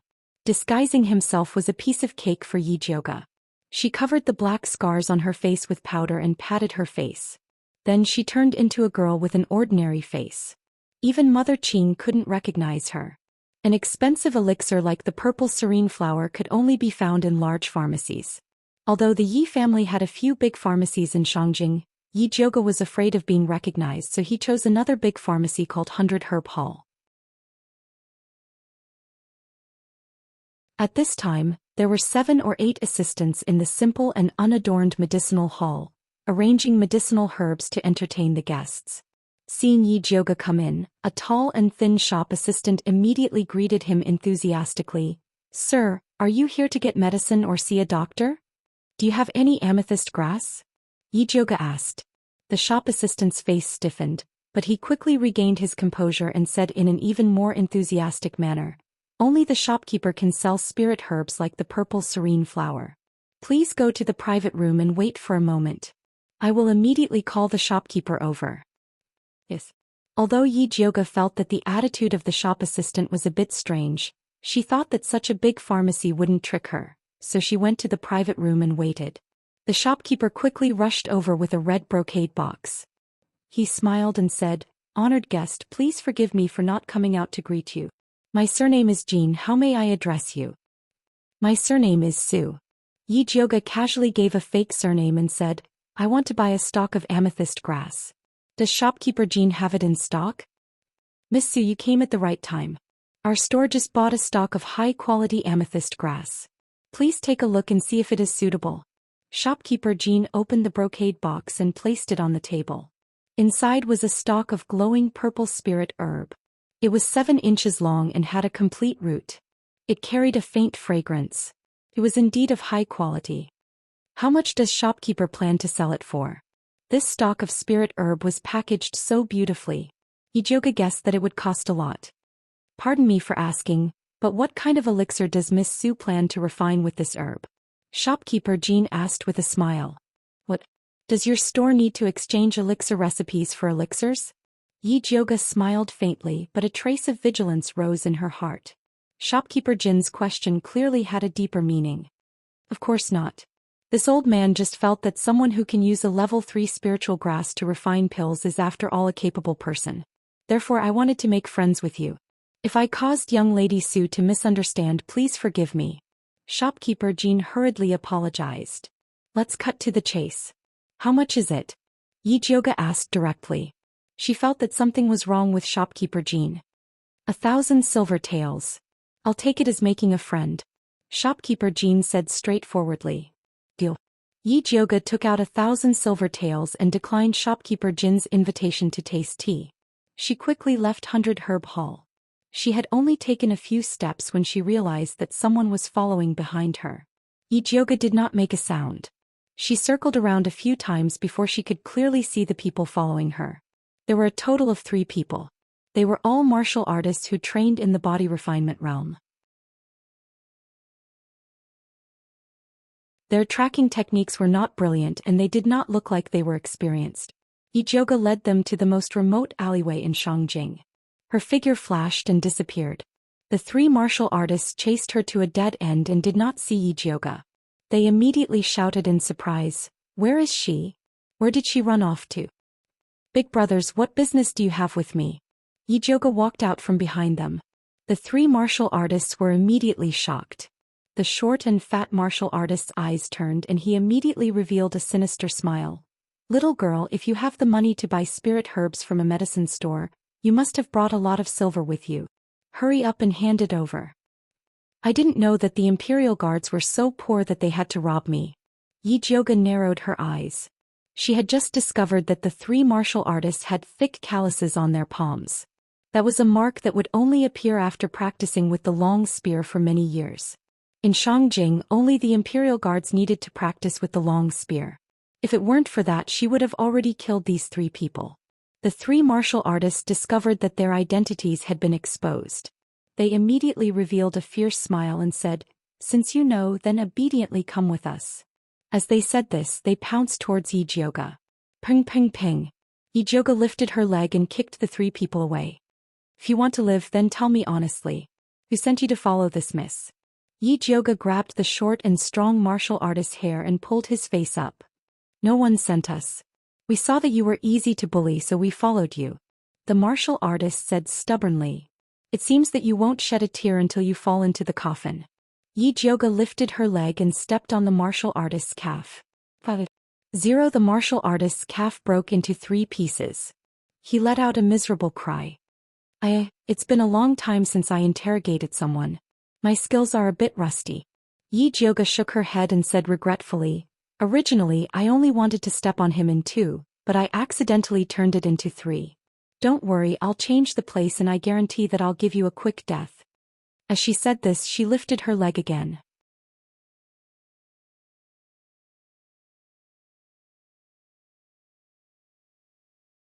Chapter 21. Don't step on it, don't step on it. The short man begged for mercy. "I'll tell you, okay?" Yi Jioga's right foot hung above his calf. He lowered his head and said, "Speak, I'm listening." "Yes, it was shopkeeper Jean from the pharmacy who asked us to follow you. He wanted to do the dirty work," the short and strong man said with a trembling voice. "You still dare to lie to me?" Yi Jioga raised his eyebrows. That 100-herb hall had been operating in Shangjing for so many years. They wouldn't go so far as to ruin their reputation for a spiritual herb. Someone must be threatening them from behind. "I'm not lying to you. I'm telling the truth." The short warrior insisted that he wasn't lying. Yi Jioga stomped down with his right foot. Perfect halves. The short man fainted from the pain. "Who's next? If you want to have your bones broken into several pieces, just say it in advance. I won't wait until the deadline." Yi Jioga turned around and revealed a charming smile to the remaining 2 martial artists. I'll talk. The remaining 2 people were obviously not as noble as the short and strong martial man. They straightforwardly betrayed the mastermind behind the scenes. "It was the Crown Prince who asked us to monitor the pharmacy and follow the person who bought the purple serene flower." "Crown Prince?" Yi Jioga raised her eyebrows. Why was her ex-fiancé suddenly so interested in the purple serene flower? Could it be that he had taken a fancy to that male slave's beauty and wanted to do something to her? That's why she escaped. Of course, this possibility was very small. It was more likely that the male slave had something very important to the Crown Prince. It seemed that he had picked up a treasure this time. Yi Jioga was in a good mood, so he spared the lives of the 3 martial artists and quietly returned to the Yi Mansion's Purple Forest Park. At this time, the male slave had just woken up. When he saw her, his expression immediately turned cold. "Little handsome man, come smile for me. If you can make me happy, maybe I'll be merciful and spare your life." Yi Jioga couldn't help but tease him when she saw him like this. The male slave's expression did not change, but his eyes flashed with deep disgust. "All right, I won't tease you anymore. Let's get down to business." Yi Jioga's expression turned serious as he asked, "Do you know what kind of poison you have?" The male slave didn't say anything. "Demonic poison soul detachment, a poison unique to the 3rd-rank demonic beast soul detachment python. The poisoned person's entire body will become weak and their spiritual power will be suppressed. They will often fall asleep and die within 7 days." Yi Jioga paused for a moment before continuing. "From the looks of it, you only have 4 days left to live. What do you think?" The male slave's pupils shrank slightly, and his beautiful red lips tightened into a straight line. "To detoxify this poison, You need the purple serene flower. However, I went to the pharmacy today and heard that the crown prince bought all the purple serene flowers and is investigating the person who bought them. As Yi Jioga spoke, he observed the male slave's reaction. He frowned slightly as if he was thinking. It didn't seem like he had a grudge against the crown prince. If he had nothing to worry about with the crown prince, then why did the crown prince pay so much attention to him? Yi Jioga suddenly thought of the soldiers searching for the escaped slaves of the Su family on the street. He immediately asked, "Are you an escaped slave of the Su family?" When the male slave heard the two words Su family, his black eyes immediately shot out a deep hatred and he clenched his fists hard. It was obvious that Yi Jioga had poked his sore spot. Very good, now we can be friends. Yi Jioga smiled with satisfaction. The male slave looked at her doubtfully. Do you not recognize me? Yi Jioga asked. The male slave shook his head hesitantly. Then let me solemnly introduce myself to you.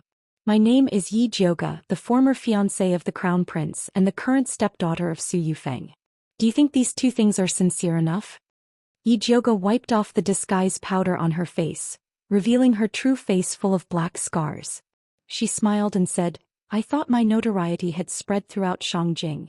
I didn't expect that there would still be people who don't know me. The male slave looked at Yi Jioga's face for a long time before nodding his head. His red lips moved slightly as he silently said, Friend. Since you are so sincere, this miss will be merciful and help you detoxify the poison. Yi Jioga took out the purple serene grass from her sleeve and said with a smile, This spirit grass is 2,000 taels, the alchemy cost is 1,000 taels, plus the 3,000 taels I spent on you, it is a total of 6,000 taels. If you don't pay me back, you will be my slave for the rest of your life. If you agree, nod your head. Little Jioga, how come this sovereign didn't realize that your heart was so black? Zishang suddenly felt a little sympathy for this male slave. Your heart is not black, then you help him pay me back. I will give you a 10% discount. How about 5,500? Yi Jioga replied. Zishang immediately stopped talking. It was better to let Yi Jioga cheat others. The male slave stared at Yi Jioga as if saying, You are cheating me. If you think your life is not worth 6,000 taels, then forget it. Go out and turn left. I won't send you off. Yi Jioga put away the spirit grass. The male slave gritted his teeth and nodded fiercely. A wise man submits to circumstances. I appreciate smart people. Alright, I will go and refine pills now. You just wait obediently. Yi Jioga left the room with satisfaction. Yi Xuan had always claimed that the Yi family was an orthodox alchemy family, so every daughter's courtyard had an alchemy room, even the Purple Forest Park was no exception. However, this alchemy room was especially small, and the alchemy furnace was also of the lowest quality. Fortunately, this purple nether grass is not difficult to refine. Otherwise, in the middle of the night, I really don't know where to find an alchemy room. Yi Jioga quickly raised the alchemy fire. The purple nether grass was the companion grass of the soulless python. Even if it was eaten raw, it would still be able to cure the poison of the soulless python. However, the male slave had been poisoned for too long, so the effect of eating it raw was not great. He had to refine the grass inside. Yi Jioga placed the purple nether grass into the alchemy furnace and skillfully controlled the alchemy fire to begin refining. The purple spirit grass slowly melted under the high temperature, finally condensing into a ball of purple medicinal liquid. Strange. Yi Jioga frowned slightly. She remembered that the medicinal liquid after refining the purple nether grass should be purplish black. Why was it such a light purple? With the quality of this purple nether grass, this kind of situation should not have happened. She moved closer to the alchemy furnace and carefully observed it. She discovered that the medicinal liquid was very weak, and even if she consumed it, it would not be able to completely detoxify the poison. Could it be that there was a problem with this spirit grass? At this moment, the purple mark on her wrist suddenly emitted a purple light and wrapped around the medicinal liquid. You have fallen into a trap. This purple nether grass has been smeared with thousandly fragrance. Zishang said solemnly. Thousandly fragrance, thousandly tracking incense. Yi Jioga's pupils suddenly shrank. If she did not find a way to get rid of this medicinal liquid, her and the male slave's identity would be exposed. At this time in the demon beast room of the crown prince's residence. A large black butterfly gently flapped its wings and lightly flew out of the room. "Follow me, you must bring him back," Crown Prince Dongfang Jianming said with a sinister expression.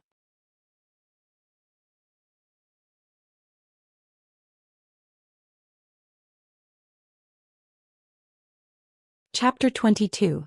The pitch-black butterfly fluttered in the moonlit night, fluttering past every house, and finally stopped at the entrance of a tall courtyard. Dongfang Jianming looked up and saw the plaque with the words Su Residence written on it.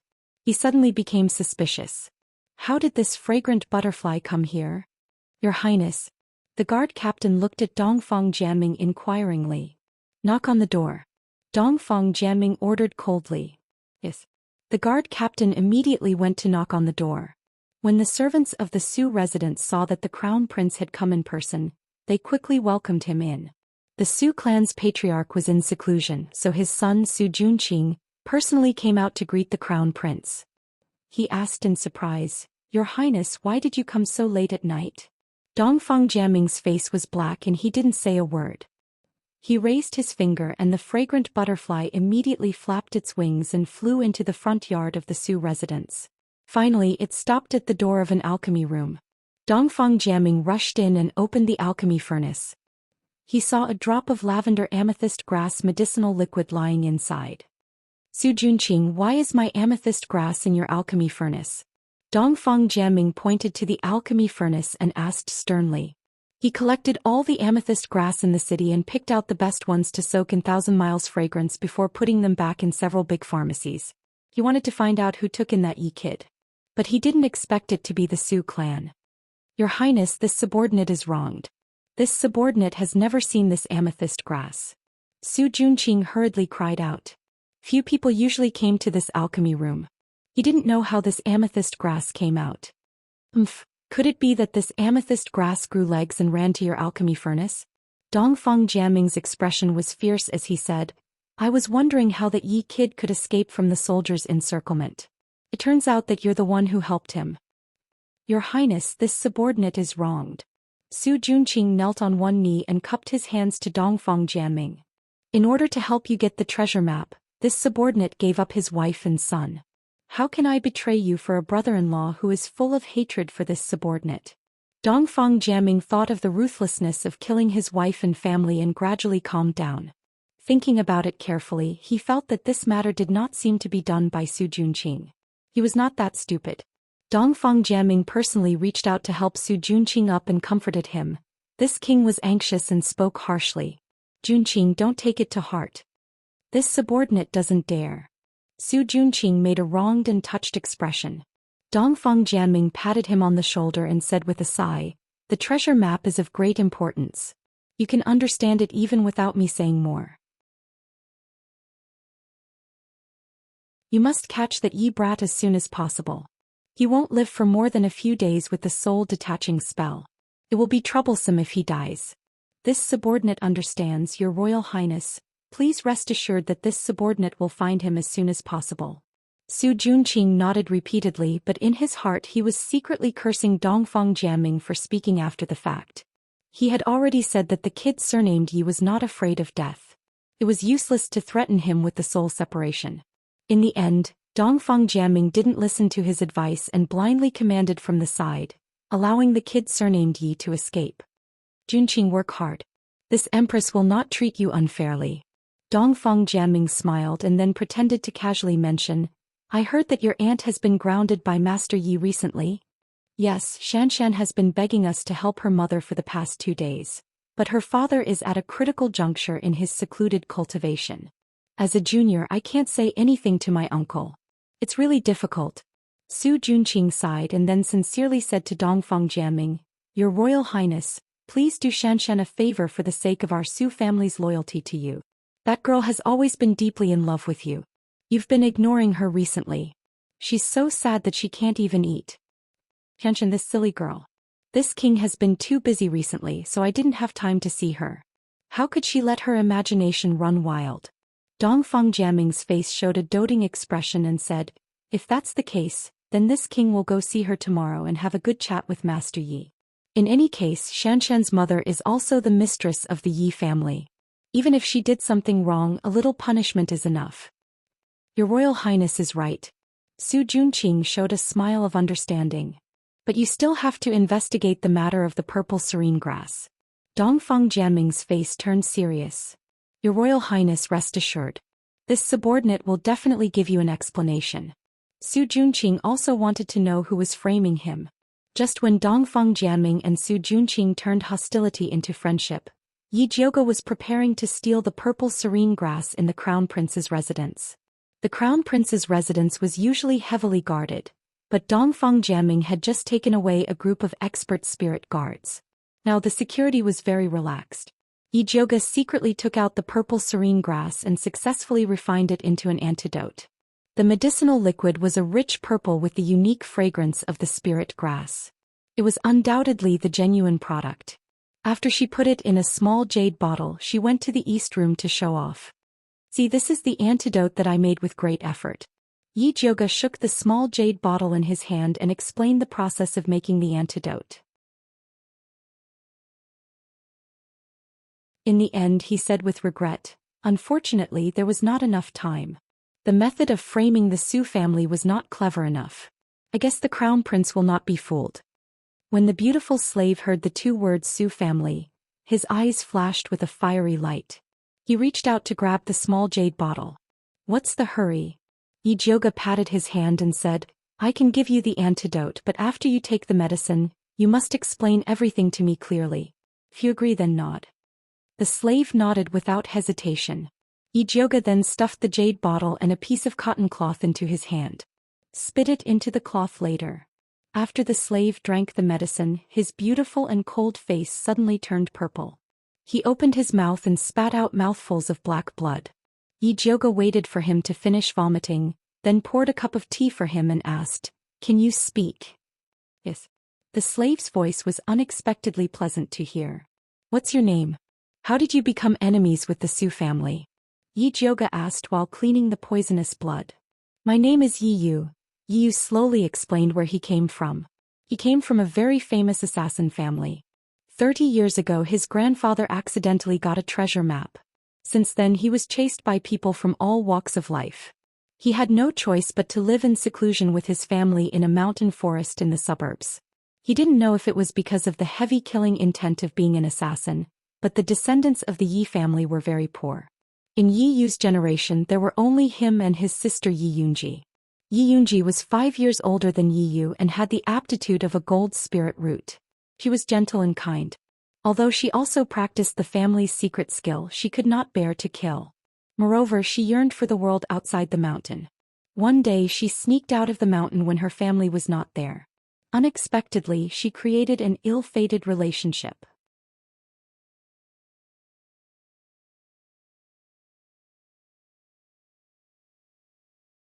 Chapter 23. As soon as Yi Yunji left the mountain, she saved Su Junqing, who was accidentally bitten by a poisonous snake. The two had a peaceful relationship. Yi Yunji secretly married Su Junqing and didn't even dare to tell her family. After the marriage, Su Junqing treated Yi Yunji very well. After she got pregnant, he encouraged her to bring him back to visit her family. Yi Yunji also missed her family very much, so she brought Su Junqing back to visit them. She didn't expect that she didn't bring back a good husband, but a devil full of schemes. Su Junqing had the ambition of a wolf. He had already found the valley where the Yi clan lived. However, the Yi clan had set up a formation around the valley. He couldn't enter, so he sent people to guard the vicinity. As soon as Yi Yunji left the mountain, he received the news. He pretended to be poisoned to lure Yi Yunji into the valley.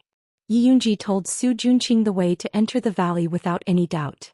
Su Junqing immediately surrounded the valley with his killers, threatening them to hand over the treasure map. The Yi clan would rather die than submit.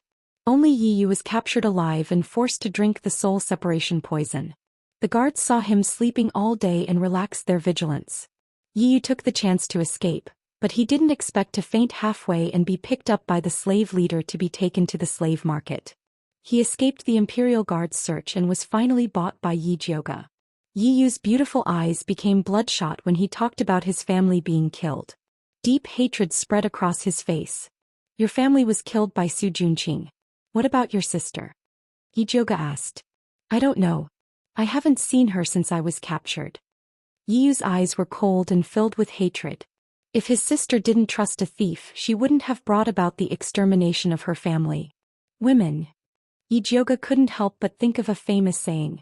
A woman's tears after marriage are the water in her brain before marriage. Yiyunji's brain wasn't water but acid. That was why she fell in love with an ingrate.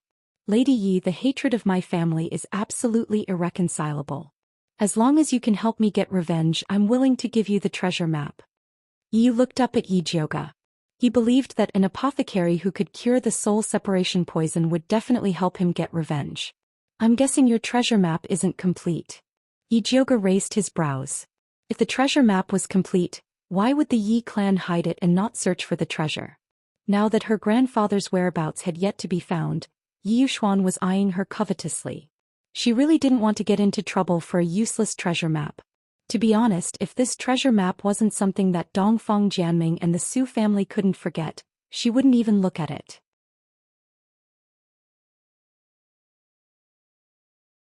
Yi Yu saw Yijioga's expression and hurriedly said, although that treasure map is only a fragment, there is an artifact recorded inside. Whoever obtains that artifact will be able to dominate the Thunder Nation. Dominating the world has nothing to do with me. Yijioga wasn't that ambitious. Yi Yu panicked. He had no choice but to reveal his trump card. Our Yi clan has been studying the treasure map all these years. We have confirmed that the location of the secret treasure is in the secret realm of the Scarlet Moon. Are you sure it's in the secret realm of the Scarlet Moon? Yijioga's expression immediately turned serious. The Red Moon secret realm was the biggest secret realm that the humans had discovered so far. It only opened once every 10 years, and every time, countless spiritualists would go in to search for opportunities. Grandfather had found the purple lightning wood in the Scarlet Moon mystic realm. If he went there, he might be able to find some clues about his grandfather. Absolutely. Yi Yu said without hesitation. Yijioga was silent. He called out to Zishang in his heart. What do you think? Since your enemies are the same, helping him is equivalent to helping yourself. Zishang said lazily. You say it so easily. I'm afraid that once we get our hands on this treasure map, it won't be just the Su family and the crown prince who will come looking for trouble. Just look at the Yi clan being killed. Without enough power to protect it, taking the treasure map was simply suicide. With me here, what are you afraid of? Zishang was extremely arrogant. We'll talk about it when you don't have to hide in the imprint. Although Yijioga despised Zishang's arrogant tone, he still felt a lot more at ease. He said to Yi Yu, alright, I'll help you take revenge. However, the Su family and the crown prince aren't that easy to topple. This matter needs to be considered at length. As long as I can take revenge, I can wait as long as it takes. Yi Yu finally heaved a sigh of relief. He couldn't help but reveal a tired expression. Although the soul leaf poison had been removed, his body was still very weak. You rest well first. We'll talk about the matter of revenge later. Yijioga comforted Yi Yu and left the east room. She came to the central room and called Mother Qing over. She asked, Mother Qing, have you heard of the Su family's son, Su Junqing? There isn't anyone good in the Su family. Why are you asking about Su Junqing? Mother Qing frowned and asked. No, I just heard that Su Junqing married a good wife. So I casually asked. Yijioga pretended to be indifferent. Where did eldest miss hear this rumor? Although Su Junqing has many concubines, he isn't married. Mother Qing asked curiously. Are you sure he isn't married? Yijioga was stunned. Just now, Yi Yu said that Yi Yunji was married to Su Junqing and that she was pregnant. No matter how stupid Yi Yunji was, she should be clear whether she was married or not. Look at what you're saying. Su Junqing is the Su family's son, the future family head, and a famous young talent in Shangjing. If he married, how could this old servant not know? Mother Qing laughed involuntarily. Oh, maybe I made a mistake. Yijioga smiled. In her heart, she despised Su Junqing to the extreme. This kind of scumbag who cheats money, cheats hearts, and exterminates people's entire family. Even if he died 10,000 times, it wouldn't be enough. Eldest miss, I heard that Su Junqing is very handsome. He is the best at seducing young girls. You should stay away from him. Mother Qing worriedly warned. Eldest Miss had already fallen into the hands of the Crown Prince once. Mother Qing did not want to see Eldest Miss get hurt by a bad man again. Mother Qing, don't worry. Even if all the men in the world die, I will not fall for that scumbag Su Junqing. Seeing that Mother Qing wanted to continue nagging, Yi Jiuge hurriedly changed the topic. Oh right, Su Yufeng has been grounded for the past few days. Did anything happen? She can be considered honest. On the other hand, Second Miss went to the Su family a few times to ask for help. However, she heard that the Su family head is in seclusion to break through to the Great Spirit Master level. Therefore she returned without any success. When Mother Qing said this, she was both happy and worried. She was happy that there was no one to help Su Yufeng.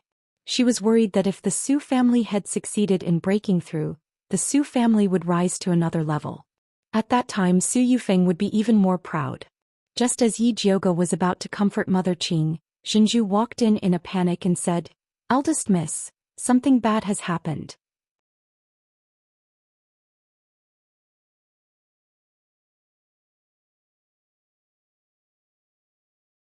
Chapter 24.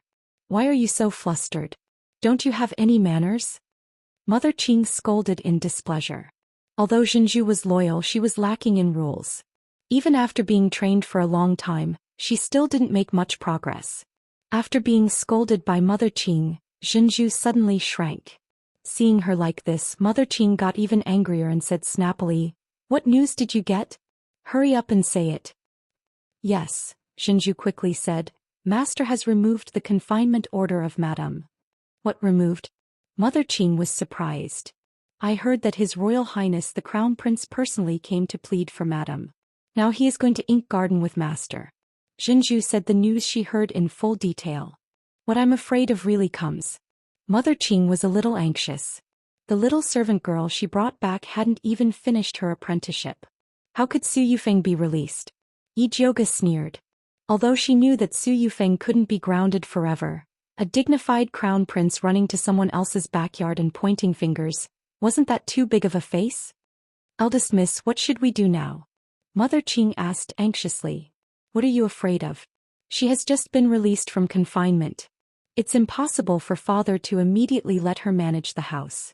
As for the medicinal diet recipe I gave you last time, how are Qing Hu and Qing Lu practicing?" Yi Jiuge asked. "This old servant thinks it's almost done. Do you want to let them cook 2 bowls for you to try?" Mother Qing asked.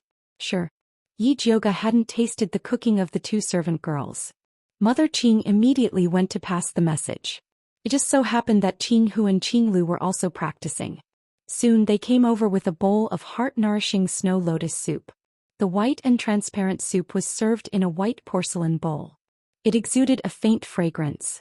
It was smooth in the mouth and made the whole body feel comfortable. "The taste is good." Yi Jiuge felt that these 2 servant girls could finish their apprenticeship. "Oh right, Eldest Miss, this old servant went to Qiushui Garden a few days ago and heard that 4th Miss caught a cold. Do you want to take this opportunity to send them over?" Mother Qing had been laying the groundwork for Qing Hu and Qing Lu to enter Qiushui Garden. Originally, she thought that she still had a lot of time to prepare. She didn't expect that Su Yufeng would suddenly be released, so she could only send the 2 maidservants over in advance. "All right, tell Qing Hu and Qing Lu to get ready. I'll go see 4th sister first." Yi Jiuge had been busy with Yi Yu's matters for the past few days, so he hadn't gone to Autumn Water Garden to see her. She took Zhenju to Qiushui Yuan and saw the 5th concubine sitting on the seat of honor with her back straight. Her black hair was combed into a buyao, and a jade fan was inserted on her head.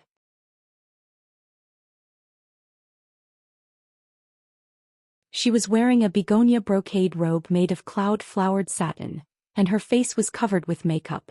She actually looked a little strange. Below her sat a beautiful woman dressed in an emerald green dress. Her eyes were as beautiful as autumn water. She was the 7th mistress, Mu Xiangwan. "This concubine greets eldest Mississippi." 7th mistress hurriedly bowed to Yi Jiuge. "7th concubine is too polite." Yi Jiuge responded indifferently. Although she had not interacted much with Mu Xiangwan, she had the impression that she was a powerful woman. "This concubine still has things to do, so I won't disturb elder sister and eldest Mississippi." 7th mistress sensibly took her leave. "Younger sister, go ahead and do what you have to do." Fifth mistress personally sent the seventh mistress out, then waved her hand to let the servants in the room leave. What is fifth mistress doing? Ijoga found it funny. Those who didn't know would think that the fifth mistress had something important to discuss with her. Eldest miss, why haven't you come to see this concubine these few days? This concubine is really unspeakably uncomfortable being stuck here all day. Fifth mistress's originally straight back relaxed. Others thought that she had obtained the authority to manage the household and had limitless glory, but they didn't know that this responsibility was 1,000 caddies heavy. Su Yufeng had been the sole leader in the inner courtyard all these years, and at least half of the entire residents were her confidants. Even with the help of seventh mistress and Mother Qing, she couldn't immediately manage this household well. Wait for me to send 2 capable maidservants over to help you, then you won't feel so uncomfortable. Ijoga comforted. It's Qing Hu and Qing Lu, right? This concubine has long wanted to bring them over, but Mother Qing refused. She said that she wanted to keep them and teach them more rules. In fact, this concubine thinks that the 2 maidservants are good enough. Fifth mistress truly felt that the 2 maidservants were good. You know Mother Qing's temper. If Furin wasn't suddenly released from house arrest, she wouldn't have sent them over so quickly. Oh yes, what did seventh mistress say to you just now? Ijoga asked. Seventh mistress came to discuss with me just now. She wants to take the initiative to return the authority to Furin and see what master has to say. Fifth mistress replied. Seventh mistress's idea is good. I didn't expect her to be so sincere to you. Ijoga smiled. Although seventh mistress is a good person, this concubine can't see through her. Fifth mistress shook her head. She and seventh mistress only formed an alliance to deal with Su Yufeng together. The only one who truly treated her and her daughter well without reciprocating was Ijoga. She was very clear in her heart. If you can't see through her, then be on guard. I heard that fourth sister isn't feeling well. Is she feeling better now? Ijoga asked. Much better. He just keeps talking about you. Young miss, if you have time, why don't you visit her? Fifth mistress smiled. Mistress, let's go together. Ijoga and fifth mistress came to Yurui's room. Yurui was lying on the chaise longue reading a book. After not seeing her for a few days, her complexion was much better than before. Her skin was fair and her facial features were exquisite and beautiful. Those Peiyuan pills were really wasted. Big sister, why are you here? When Yurui saw Ijoga, she immediately wanted to get up in surprise. Your body isn't good. Just lie down. Ijoga sat on the edge of the lawn and glanced at the book she was reading. It was a beginner-level alchemy book. Fifth mistress said with some heartache. Master sent a total of 15 alchemy books. Rui has been reading them day and night. That's why she accidentally caught a cold. Fourth sister, you are still young and your body is weak. You don't have to be so anxious. If you overwork your body, it won't be worth it. Ijoga said with a frown. Yurui smiled and didn't say anything. Ijoga could tell at a glance that she didn't listen to him. This little girl was much more stubborn than she looked. Moreover, she always had a deep worry. She was always worried that she wouldn't be of use and would be abandoned. That was why she worked so hard.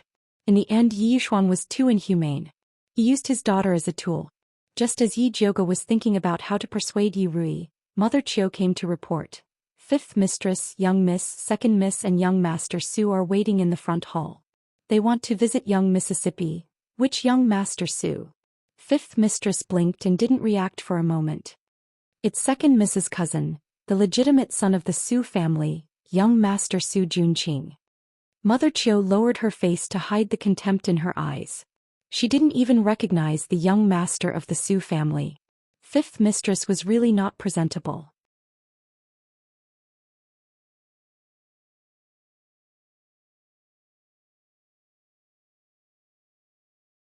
Chapter 25. Su Junqing. Ijoga couldn't help but raise her eyebrows. She didn't expect that she would meet the legendary Su Junqing so soon. First miss, do you know this young master Su? Fifth aunt asked doubtfully. Her status was low before and she and her daughter had been hiding in the shabby yard, so she hadn't seen Su Junqing. I've only heard of him. Ijoga smiled and said to Mrs. Chiu, since second sister and young master Su are so kind, let's invite them in quickly. Yes.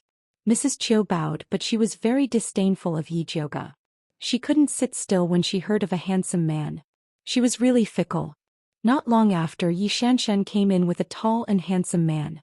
He was about 20 years old, wearing a golden crown and a gorgeous white robe. His eyes were full of affection and he smiled without saying anything, which was unforgettable. Zhou somewhat understood why Yi Yunji was fooled. The Su Junqing was really good-looking. Big sister is here too. Did you know that cousin was coming to visit fourth sister, so you came here to wait? Xianxia smiled mischievously, but her eyes were full of contempt. She was satirizing Zhou's secret love for Su Junqing. Before Zhou could reply, fifth aunt had already said, "Second miss really likes to joke. First miss is not an immortal. How would she know that you brought young Master Su? Even we didn't know that young Master Su was coming until Mrs. Chiu told us." Seeing that fifth aunt was speaking for Zhou, Xianxia wanted to tear fifth aunt's face. If fifth aunt and Zhou hadn't worked together to frame her, her mother wouldn't have been grounded. But thinking of the purpose of her visit, she immediately put on a smile and said, "My cousin heard that fourth sister was sick, so he came with me to see her." Su Junqing, who was standing next to Xianxia, smiled slightly and said, "I heard that Sister Rui eats foundation elixir very well, so I prepared a bottle of second-grade foundation elixir. I hope fifth madam and Sister Rui won't mind." A bottle of second-grade foundation pill was worth 500 taels of silver. It was a big gift. "This gift is too expensive. I can't accept it." Fifth aunt quickly refused. "Fifth madam doesn't accept it, it means that you look down on me." Su Junqing gently but forcefully put the pill down. Then he smiled at Yi Rui and said, "Sister Rui, are you feeling better?" It was as if he and Yi Rui were very close. However, Zhou remembered that Yi Rui had never met Su Junqing before. Yi Rui was clearly not used to Su Junqing's gentle attitude. She lowered her eyes and said shyly, "Thank you for your concern, young Master Su. I feel much better now. I'm a few years older than Sister Rui. If sister doesn't mind, you can call me cousin like your second sister." Su Junqing smiled even more gently. That handsome face could make people drown in it. Yi Rui's face turned even redder. After hesitating for a moment, she finally called out, "Cousin." Zhou felt that something was wrong no matter how he looked at it. No matter how you look at Su Junqing's face, it looks like he's picking up girls. But Yi Rui was only 7 years old. Wasn't it too crazy to do it now? Su Junqing stayed for a while before saying his goodbyes. Before he left, he deliberately looked at Zhou. A moving smile flashed across his affectionate eyes. If Zhou didn't understand Su Junqing's scumbag character and knew that he wouldn't be interested in his ugly face, he would have misunderstood that he was interested in him. Fifth madam personally sent Su Junqing off. When she returned, she was all smiles and kept praising Su Junqing for being gentle and polite. Yi Rui's face was red. When she heard her mother praise Su Junqing, she couldn't help but smile. It was obvious that she had a good impression of Su Junqing. Although at her current age she still wouldn't develop romantic feelings for Su Junqing. But she, who had always been lonely, really hoped that such a gentle and handsome brother with a high cultivation would dote on her. Thus she unknowingly developed childish admiration for Su Junqing. "Fifth madam, fourth sister, I think you still remember that Su Junqing is Su Yufeng's nephew." Zhou had to remind the two of them who were overly excited. This concubine feels that this young Master Su is not the same as Su Yufeng. Fifth madam said with justice. "It really is different. I think this young Master Su is much more powerful than Su Yufeng. The moment he arrived, he charmed the two of you to the point where you couldn't even tell north from south. You even forgot about Su Yufeng's house arrest." Lifting the house arrest was the Crown Prince's request. It has nothing to do with young Master Su. Fifth madam couldn't help but refute. "Do you really think it doesn't matter? Or do you think that this young Master Su will help you deal with Su Yufeng in the future?" Zhou asked seriously. "Young Master Su just said that madam regrets what she did before. She said that Rui is the face of our Yi family. Supporting her is supporting the Yi family. Therefore she wants to bury the hatchet with us." This was what Su Junqing had said to her when she sent him off. Xianxia, who was at the side, also had a face of agreement. "Do you really think that you can coexist peacefully with Su Yufeng?" Zhou felt that fifth madam was simply crazy. Fifth madam lowered her head guiltily to avoid Zhou's gaze. She never had much ambition. If Madame was really willing to coexist peacefully with her, she didn't want to go against her. Fourth sister thinks so too? Yi Jiuge turned to look at Yi Rui. I don't know. To be honest, Yi Rui didn't want to fight with Madame. But as long as she thought about the experience of being drugged by Madame that night, she felt very afraid. Yi Jiuge frowned. She felt that something was wrong. Something was very wrong. Why did Fifth Madame and Yi Rui suddenly change their view of Su Yufeng? It was as if they were possessed. That's right. They are indeed possessed. Zishang's lazy voice sounded. What do you mean? Yi Jiuge asked. Can't you see that? That Su Junqing has bewitched them. Zishang said. Bewitching? Yi Jiuge was stunned.